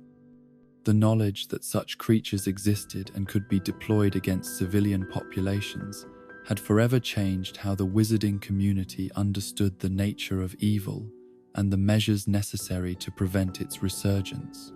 The protection that love and sacrifice had provided during the darkest moments of the conflict served as reminder that even the most powerful manifestations of evil could be overcome when opposed by forces that operated according to principles of connection and mutual care rather than domination and consumption. The Dementors' ultimate failure to achieve their feeding objectives while serving Voldemort's cause demonstrated that creatures whose existence depended on isolation and despair were fundamentally vulnerable to tactics based on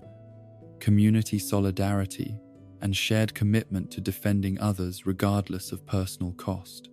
The silence that settled over the wizarding world in the aftermath of Voldemort's final defeat carried within it not the peace of resolution, but the heavy weight of unfinished business,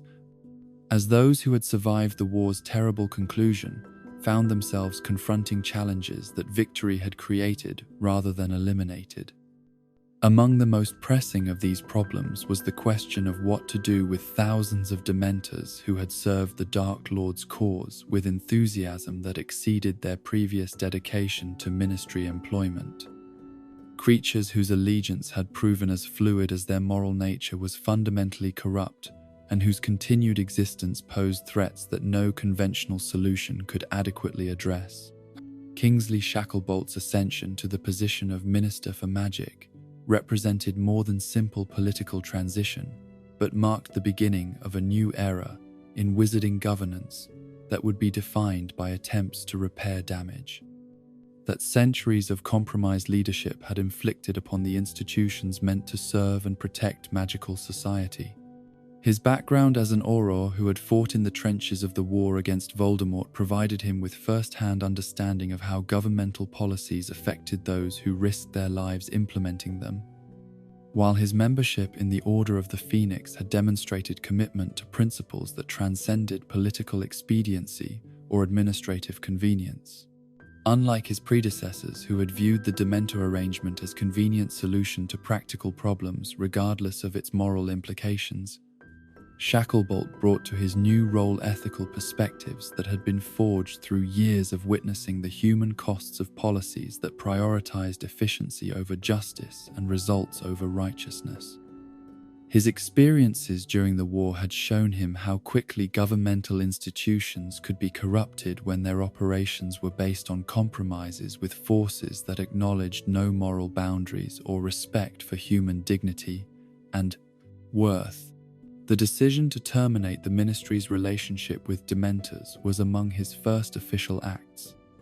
reflecting understanding that no truly just government could continue employing creatures whose nature was fundamentally incompatible with the principles of proportional punishment and rehabilitation that should guide correctional policy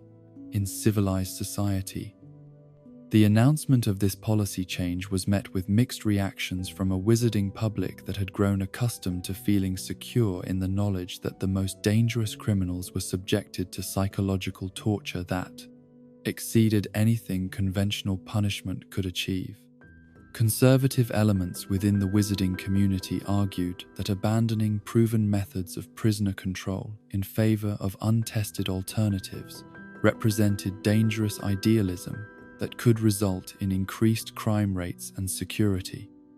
breaches that would endanger innocent lives. Their concerns were not entirely without merit, as Azkaban's perfect security record had indeed been maintained through Dementor influence that made escape attempts psychologically impossible rather than merely physically difficult, creating deterrent effects that extended far beyond the fortress walls to influence potential criminals throughout magical Britain. But Shacklebolt's moral calculus included factors that pure security considerations could not address. Understanding that a government's legitimacy ultimately depended not just on its ability to protect citizens from external threats, but on its commitment to maintaining ethical standards that distinguished civilized society from the barbarism it claimed to oppose. The systematic torture of prisoners, regardless of their crimes or the practical benefits such treatment might provide, represented corruption of justice that undermined the very foundations upon which legitimate authority must rest.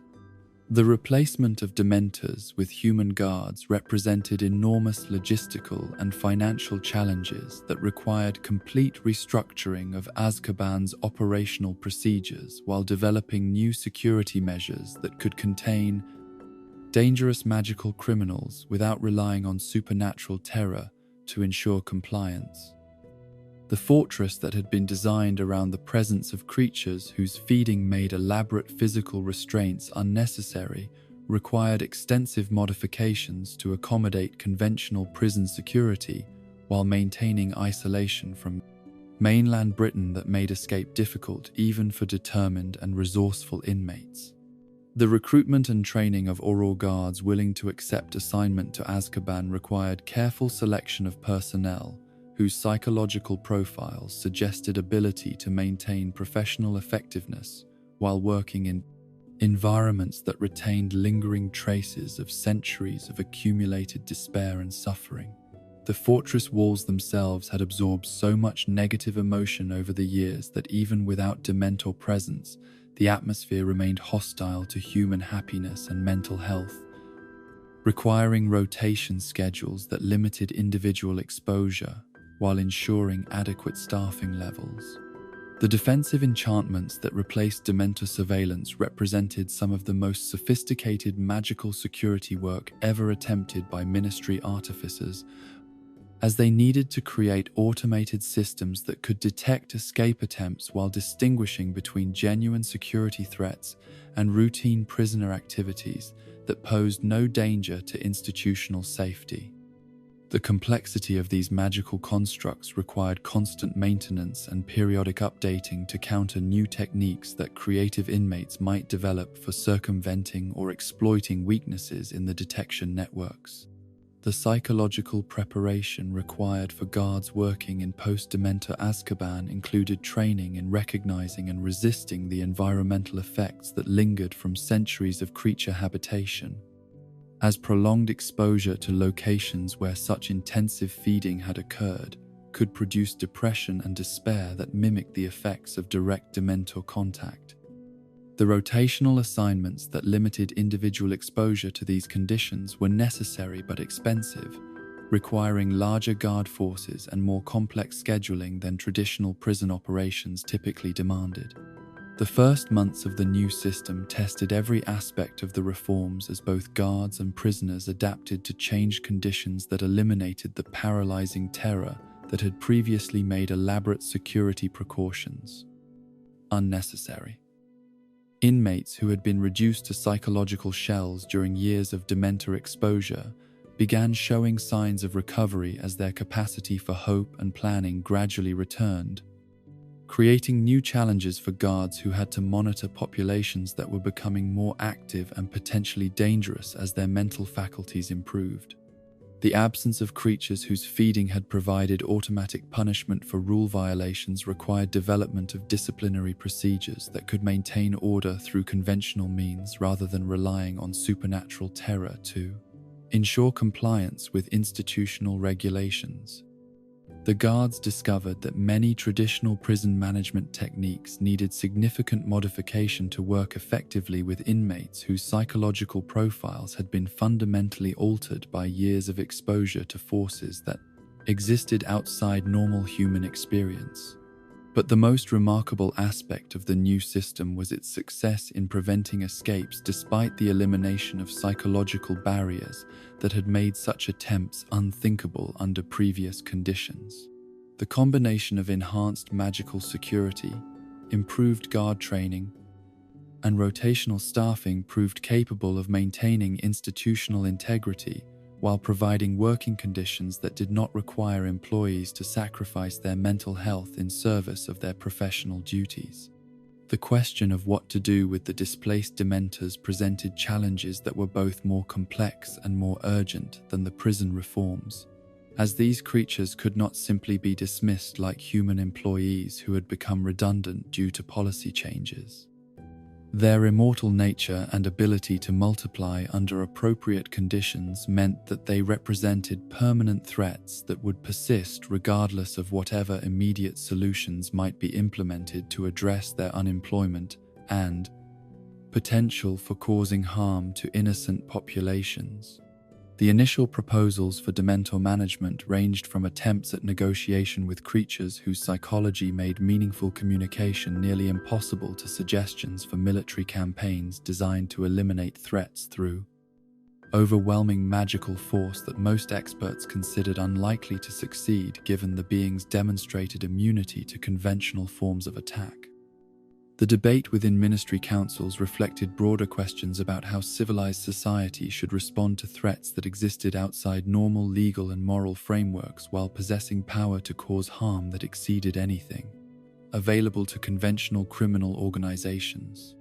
Dumbledore's consultation during the policy development process provided insights that proved crucial for understanding both the limitations and possibilities inherent in various approaches to the Dementor problem.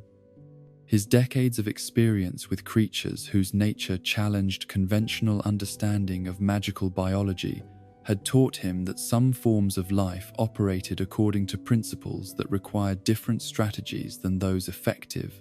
against more familiar types of threat. The relocation strategy that eventually emerged from these deliberations represented compromise between idealistic desires to eliminate the creatures entirely and practical recognition that such elimination was probably impossible using available magical resources and techniques. The plan involved identifying remote locations where Dementors could be contained without immediate access to human populations while maintaining monitoring systems that would provide warning if their numbers began increasing beyond manageable levels. The selection of appropriate containment sites required extensive magical surveys of uninhabited areas that possessed geographical features suitable for long-term isolation, while being sufficiently distant from shipping routes and flight paths to minimize risks of accidental encounters between creatures and innocent travelers. The islands identified for this purpose were typically small, barren, and surrounded by treacherous waters that would discourage casual exploration while providing natural barriers that could be enhanced through magical means. The transportation of Dementors to these containment sites presented logistical challenges that pushed the boundaries of what Ministry operations could accomplish. As moving creatures whose very presence created zones of supernatural despair required specialized techniques and equipment that had never been developed for such purposes. The Auror teams assigned to this mission underwent intensive preparation that included advanced Patronus training and psychological conditioning designed to maintain operational effectiveness, despite prolonged exposure to concentrated Dementor influence. The establishment of monitoring systems around containment sites involved creation of early warning networks that could detect increases in Dementor populations or attempts by individual creatures to leave their designated areas and seek out human populations for feeding purposes. These detection grids represented significant ongoing expenses for the Ministry, while requiring constant maintenance and periodic upgrading to counter potential adaptations in creature behavior that might defeat existing surveillance. Methods. The magical barriers established around containment islands utilized Patronus-based enchantments that created permanent zones of positive energy hostile to Dementor presence, while allowing the creatures to exist within designated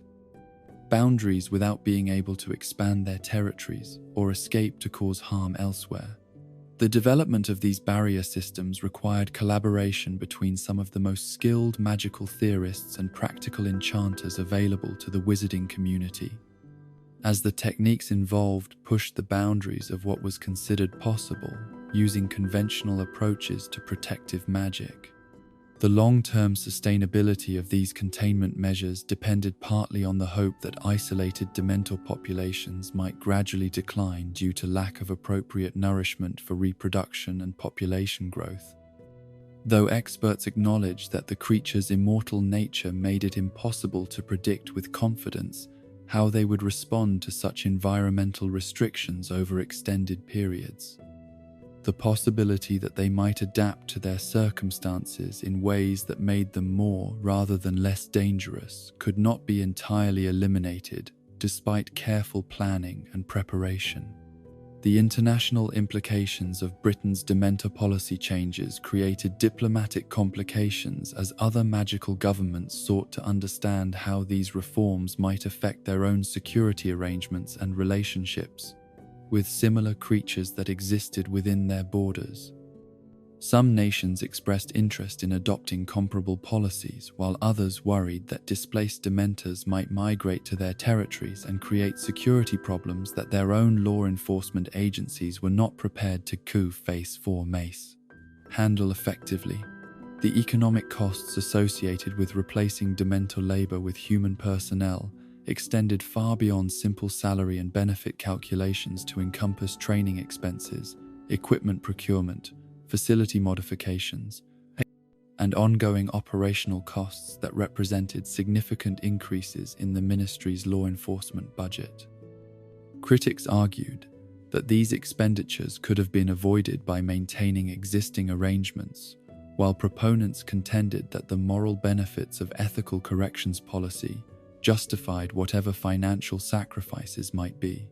required. The public response to Azkaban reforms evolved over time as initial concerns about security and effectiveness were gradually replaced by recognition that the new system was indeed capable of maintaining order without relying on torture to ensure compliance. The absence of major prison incidents or escape attempts during the first year of operation provided empirical evidence that human guards and magical security could effectively replace Dementor surveillance while maintaining public safety, standards that the community had come to expect. The psychological benefits of eliminating governmental torture from correctional policy extended beyond immediate improvements in working conditions for prison personnel to encompass broader changes in how wizarding society understood the relationship between justice and punishment. The knowledge that even the most dangerous criminals were being treated according to standards that respected basic human dignity helped restore confidence in governmental institutions that had been severely damaged by years of Authoritarian overreach during Voldemort's influence over Ministry operations. The precedent established by Shacklebolt's reforms influenced policy debates throughout the international magical community, as other governments grappled with their own relationships to creatures and practices that violated ethical standards, while providing practical benefits that were difficult to replace through conventional means. The British example demonstrated that principled governance was possible even when it required significant sacrifices in efficiency and convenience, though the long-term sustainability of such approaches remained to be proven through continued successful operation. The monitoring of former Dementor activity levels provided ongoing information about how these creatures adapted to changed circumstances, while serving as early warning system for potential threats that might emerge if containment measures proved inadequate over extended periods. The data collected through these surveillance efforts contributed to growing understanding of Dementor psychology and behavior patterns, while informing policy decisions about resource allocation and security priorities. The training programs developed for post-reform Azkaban operations became models for correctional facilities throughout the magical world, as other institutions sought to improve their own security procedures while maintaining ethical standards that could withstand scrutiny from oversight bodies and public opinion. The techniques and approaches pioneered during Britain's transition from creature-based to human-based prison security provided templates that could be adapted to different circumstances and cultural contexts. The success of prison reforms in maintaining security without relying on systematic torture provided vindication for officials who had argued that ethical governance was compatible with effective law enforcement when adequate resources were devoted to developing appropriate alternatives. The absence of major incidents during the transition period demonstrated that practical concerns about security risks had been overstated by critics who had underestimated the capabilities of properly trained and equipped human personnel. The long-term implications of eliminating Dementors from governmental service extended beyond immediate corrections policy to encompass broader questions about how magical society should relate to creatures whose nature made them unsuitable for integration into civilized communities, while possessing too much power to be ignored or dismissed as minor threats. The containment approach represented acknowledgement that some problems could not be solved completely but only managed through ongoing vigilance and appropriate resource allocation. The documentation of lessons learned during the transition process created institutional knowledge that would prove valuable for future policymakers who might need to address similar challenges involving creatures or practices that created conflicts between practical effectiveness and ethical governance. The detailed records maintained throughout the reform process provided case studies that demonstrated both the possibilities and limitations of principled leadership when applied to complex problems that had no perfect solutions. The vindication of Shacklebolt's moral stance through successful implementation of prison reforms that maintained security while eliminating torture provided political capital that enabled additional governmental changes designed to repair damage inflicted during the period of authoritarian rule. The demonstration that ethical policies could be practically effective helped restore public confidence in democratic institutions, while establishing precedents for future decisions involving conflicts between convenience and Ford-of-Tathy principle. The ongoing costs of maintaining Dementor containment and reformed prison operations represented permanent changes to ministry budget priorities that reflected new understanding of what adequate security required when torture was no longer considered acceptable as tool of governmental policy. The financial commitments involved demonstrated the true price of maintaining civilized standards while providing effective protection for public safety and individual rights. The transformation of Azkaban from symbol of governmental cruelty to example of progressive corrections policy marked one of the most significant achievements of post-war reconstruction as magical Britain sought to rebuild institutions that had been corrupted by years of authoritarian rule and moral compromise. The success of these reforms provided hope that other damaged aspects of wizarding society could similarly be repaired through sustained effort and commitment to principles that transcended immediate political or practical considerations. The immortal nature of Dementors presents perhaps the most troubling aspect of their existence for those who seek to understand and contain threats that operate according to principles fundamentally different from anything encountered in normal magical creatures or beings. Unlike dragons that can be killed through sufficient magical force or dark wizards who remain vulnerable to the same curses they employ against others, these manifestations of pure despair exist in states that transcend ordinary categories of life and death, making conventional approaches to threat elimination not merely ineffective, but conceptually meaningless when applied to entities whose essential nature places them beyond the reach of destruction through any known magical means. The revelations provided by the creator of the Harry Potter universe herself confirmed what careful observers had long suspected about the fundamental impossibility of eliminating Dementor populations through direct action. No matter how well coordinated or powerfully executed such attempts might be, her explanation that these creatures cannot be destroyed, but can only be limited through elimination of the conditions that allow them to flourish provides both hope and despair in equal measure, suggesting that human action can influence their numbers, while acknowledging that complete victory over such forces may remain forever beyond mortal capability. The conditions that promote Dementor multiplication create a paradoxical situation where the very circumstances that make their elimination most urgent also provide the environmental factors necessary for their continued proliferation and growth. Despair and degradation serve as both the motivation for anti-Dementor campaigns and the fuel that sustains creature populations, creating feedback loops where unsuccessful attempts to combat them may actually strengthen their presence, while successful efforts to improve human psychological health represent the only viable long-term strategy for reducing their influence and numbers.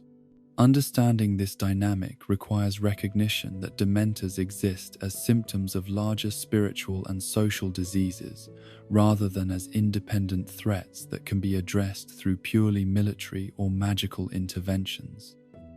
They manifest in response to accumulated suffering and hopelessness that reaches critical density within specific geographical or psychological territories, growing stronger where human misery provides abundant nourishment while weakening in environments where positive emotion and mutual support create conditions hostile to their essential nature. The implications of this relationship extend far beyond immediate tactical considerations to encompass fundamental questions about the nature of evil and the responsibilities that conscious beings bear for creating conditions that either nurture or starve forces whose existence depends on human psychological and spiritual weakness. If Dementors multiply where despair flourishes and diminish where hope and happiness prevail, then combating them becomes a matter of social transformation rather than creature control, requiring approaches that address root causes rather than merely managing symptoms. The debate over Dementor reproduction mechanisms reflects deeper uncertainty about whether these beings follow biological imperatives similar to those governing more familiar life forms or operate according to entirely different principles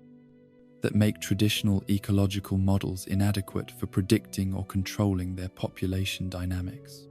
Some magical theorists argue for fungal-like growth patterns where individual creatures spawn additional entities through processes that require specific environmental conditions, but no direct interaction between existing population members. This fungal model suggests that Dementor multiplication occurs through unconscious responses to favorable conditions rather than deliberate reproductive decisions, making population control a matter of environmental management rather than behavioral modification or direct intervention against specific individuals. Under such circumstances, Efforts to combat Dementor populations would focus on eliminating the psychological and spiritual conditions that trigger reproduction rather than attempting to prevent or disrupt reproductive activities directly. Alternative theories propose more conventional breeding processes where existing Dementors deliberately create offspring through interactions that require conscious decision-making and cooperative behavior between potential parents. This biological model would suggest that Dementor populations could be controlled through methods similar to those used for managing other magical creature communities, including selective elimination of breeding individuals and disruption of reproductive cycles through targeted intervention. The evidence provided by Cornelius Fudge's warnings about Dementor breeding during the height of Voldemort's return suggests that population increases were indeed occurring through processes that resembled conventional reproduction rather than simple environmental response to favorable conditions. His references to breeding implied active reproductive behavior that could be observed and potentially predicted, though the specific mechanisms involved remained unclear to Ministry observers who lacked comprehensive understanding of creature biology and behavior patterns. The atmospheric effects associated with expanding Dementor populations provide additional clues about the mechanisms through which these beings influence their environment while potentially creating conditions that favor further multiplication. The unnatural mists and climatic disturbances that accompany large concentrations of creatures suggest that their presence alters not just psychological but physical conditions in ways that may facilitate additional manifestations or reproductions. These environmental changes create self-reinforcing cycles where Dementor presence makes local conditions more suitable for additional Dementors, while simultaneously making the area less habitable for human populations whose happiness and hope might otherwise provide natural resistance to creature expansion. The transformation of once pleasant locations into zones of perpetual gloom and despair represents territorial expansion that operates according to principles of spiritual rather than physical conquest. The long-term implications of uncontrolled Dementor multiplication raise apocalyptic possibilities that have troubled magical theorists since these creatures were first identified and studied by Ministry researchers. If their numbers can indeed grow without natural limits when conditions favor reproduction, and if their presence creates environmental changes that make further growth more likely rather than less so, then their expansion could theoretically continue until entire regions become uninhabitable by normal human populations. Such scenarios remain hypothetical but suggest the importance of developing effective containment strategies that can prevent population explosions while maintaining long-term monitoring of creature numbers and distribution patterns. The possibility that Dementor expansion might be exponential rather than linear makes early intervention crucial for preventing situations where population control becomes impossible through any available magical or political means. The challenge of developing accurate population monitoring systems for creatures whose nature makes direct observation difficult and potentially dangerous has required innovation in magical detection methods that can provide reliable information about numbers and distribution without exposing observers to psychological assault that might compromise their ability to collect and analyze data effectively. The instruments developed for this purpose represent some of the most sophisticated magical sensing technology ever created for studying dangerous creature populations. These monitoring systems must account for the fact that Dementors exist partially outside normal physical reality, making their detection require methods that can perceive spiritual rather than merely material manifestations. Traditional counting techniques that rely on visual observation or magical signatures designed for conventional creatures prove inadequate for beings whose essential nature exists at the intersection of emotion and magic rather than biology and physics. The data collected through these specialized monitoring efforts provides the foundation for understanding population dynamics and reproductive patterns that remain largely mysterious, despite decades of study by some of the most capable researchers in the magical community. The information gathered suggests that Dementor numbers do indeed fluctuate in response to environmental conditions, but the specific factors that trigger population changes remain incompletely understood and difficult to predict with confidence. The correlation between human suffering and Dementor population growth appears to be strong, but not necessarily immediate, with time lags between the onset of conditions that favor multiplication and observable increases in creature numbers that make cause and effect relationships difficult to establish through empirical observation. The complexity of these relationships makes population prediction extremely challenging, even when comprehensive data is available about relevant environmental and social factors. The possibility of achieving long-term population reduction through systematic improvement of human psychological and social conditions represents the most hopeful aspect of current theoretical understanding about Dementor control, though implementing such strategies requires coordination between multiple governmental and social institutions whose cooperation has historically been difficult to achieve and maintain over extended periods necessary for measurable results.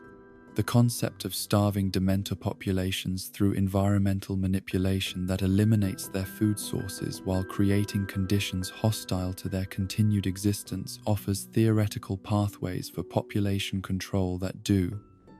not require direct confrontation with creatures whose power makes conventional military approaches both dangerous and ineffective.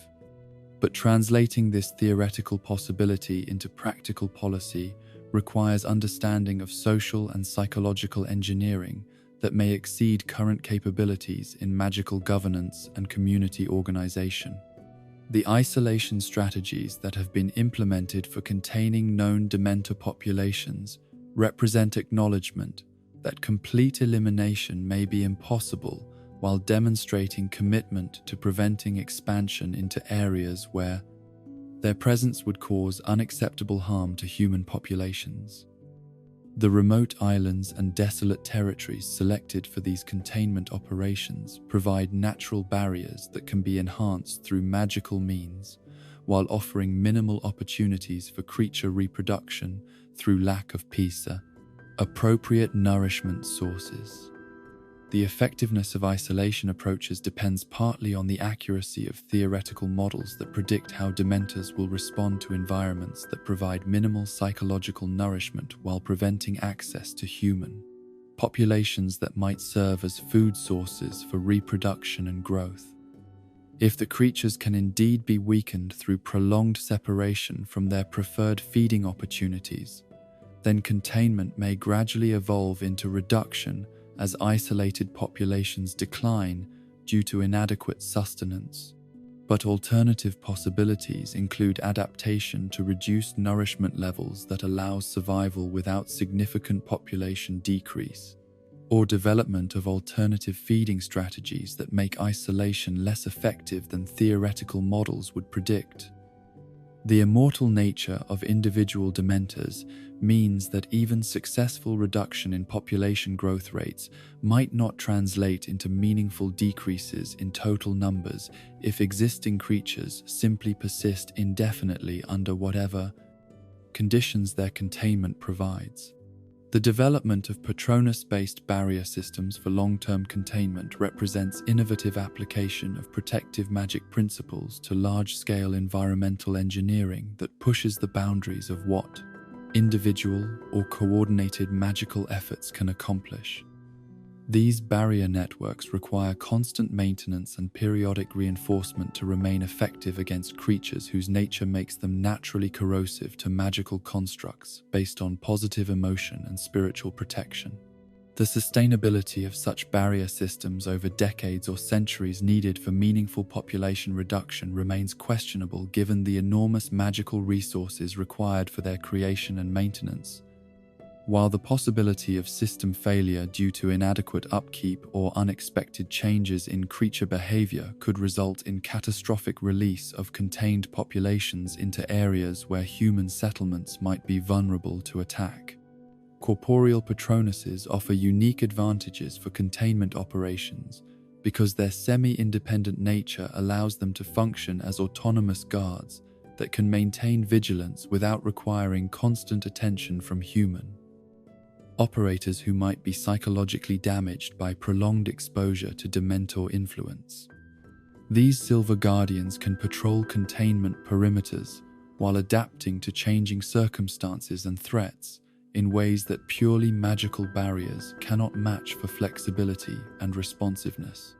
The creation of permanent Patronus installations around containment sites requires magical techniques that have never been systematically developed or tested under the conditions that long-term Dementor monitoring would impose on Bi-5. Protective systems. The energy requirements for sustaining corporeal Patronuses over extended periods may exceed what individual casters can provide, necessitating development of collective casting techniques that can distribute the magical burden among multiple participants while maintaining system integrity. The possibility of training Patronuses to function independently of their creators for extended periods raises fascinating questions about the nature of these silver beings and their relationship to the consciousness that gives them form and purpose. If corporeal Patronuses can indeed operate autonomously while retaining their protective functions and creature detection capabilities, they represent a form of magical artificial life that might persist even after their creators have died or become unable to maintain the magical connections that brought them into existence. The international implications of successful Dementor containment or reduction strategies include both cooperative opportunities and competitive pressures as different magical governments seek to protect their own populations while potentially shifting problems to neighboring territories that might be less prepared to handle displaced creature populations or secondary effects of population control efforts implemented elsewhere. The sharing of information and techniques developed through containment experiments could benefit the entire international magical community while raising questions about intellectual property rights and strategic advantages that might accrue to nations whose research programs prove most successful in developing effective population control methods. The balance between cooperation and competition in addressing threats that recognize no political boundaries creates diplomatic challenges that require sustained negotiation and mutual commitment to shared security objectives. The economic costs of implementing comprehensive Dementor monitoring and containment programs represent significant ongoing expenses for magical governments whose resources are already strained by other security priorities and social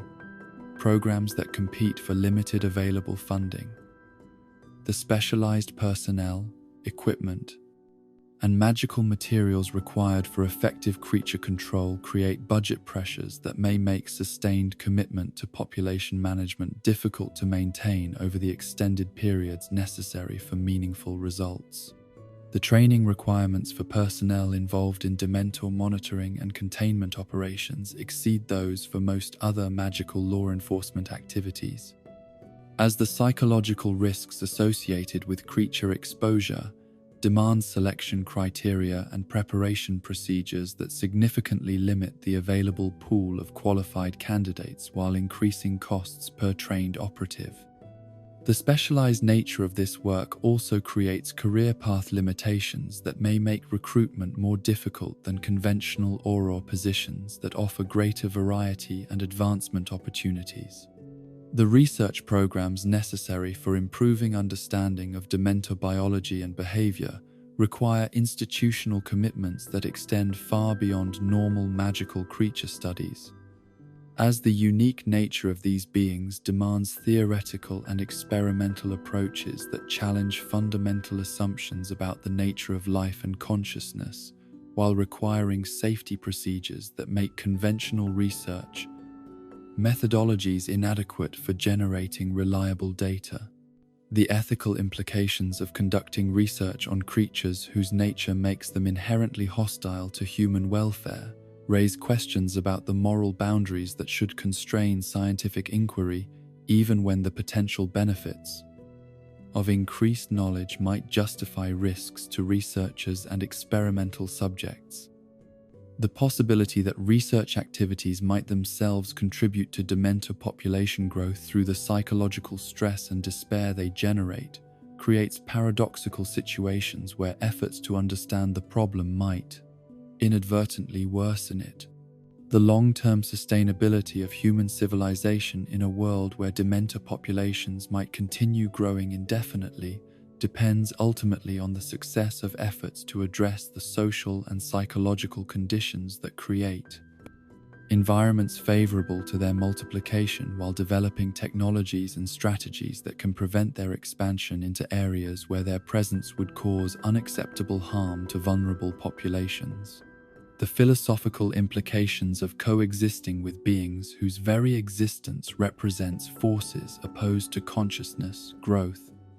and positive change challenge fundamental assumptions about the nature of progress and the possibility of creating societies where suffering is minimized and happiness is maximized for the greatest number of people. If Dementors multiply where human misery is most concentrated, then their presence serves as a diagnostic indicator of social failure, while simultaneously making correction of those failures more difficult to achieve. The recognition that some forms of evil may be permanent features of reality rather than problems that can be solved through sufficient effort and ingenuity requires psychological and spiritual adjustments that many individuals and societies find difficult to accept while remaining committed to improvement and progress. The balance between realistic assessment of limitations and maintenance of hope necessary for continued effort represents one of the most challenging aspects of long-term coexistence with creatures whose nature embodies forces that conscious beings instinctively oppose. The ultimate questions raised by Dementor existence extend beyond practical concerns about population control and containment to encompass fundamental issues about the nature of consciousness, the meaning of individual existence in the face of forces that seek to eliminate meaning itself, and the responsibilities that sentient beings bear for creating and maintaining conditions that either nurture or starve the various forms of light and darkness that compete for dominion over the territories where life seeks to establish meaning and purpose, despite opposition from forces whose very existence negates such aspirations. Rest now, young wizard, as our tale of the Dementors draws to its thoughtful close. In the quiet darkness of this peaceful hour, let yourself find comfort in knowing that even the deepest despair can be overcome by the light of hope and the warmth of happy memories. The Dementors may feed on darkness, but they flee from the brightness that lives within every human heart. As you drift toward dreams, remember that the greatest magic against despair is not found in complicated spells, but in the simple act of holding on to joy, even in the darkest times. Like Harry's powerful Patronus that drove away an army of Dementors, your own inner light is stronger than any darkness that might try to consume it. Sleep well, knowing that in a world where such creatures exist, there are always those brave enough to stand guard with silver light blazing from their wands. And in your dreams, may you find the happiness that Dementors can never touch, the pure, protected joy that lives in the deepest chambers of the heart, where love and hope burn eternal. Sweet dreams, and remember that happiness can always be found, even in the darkest of times.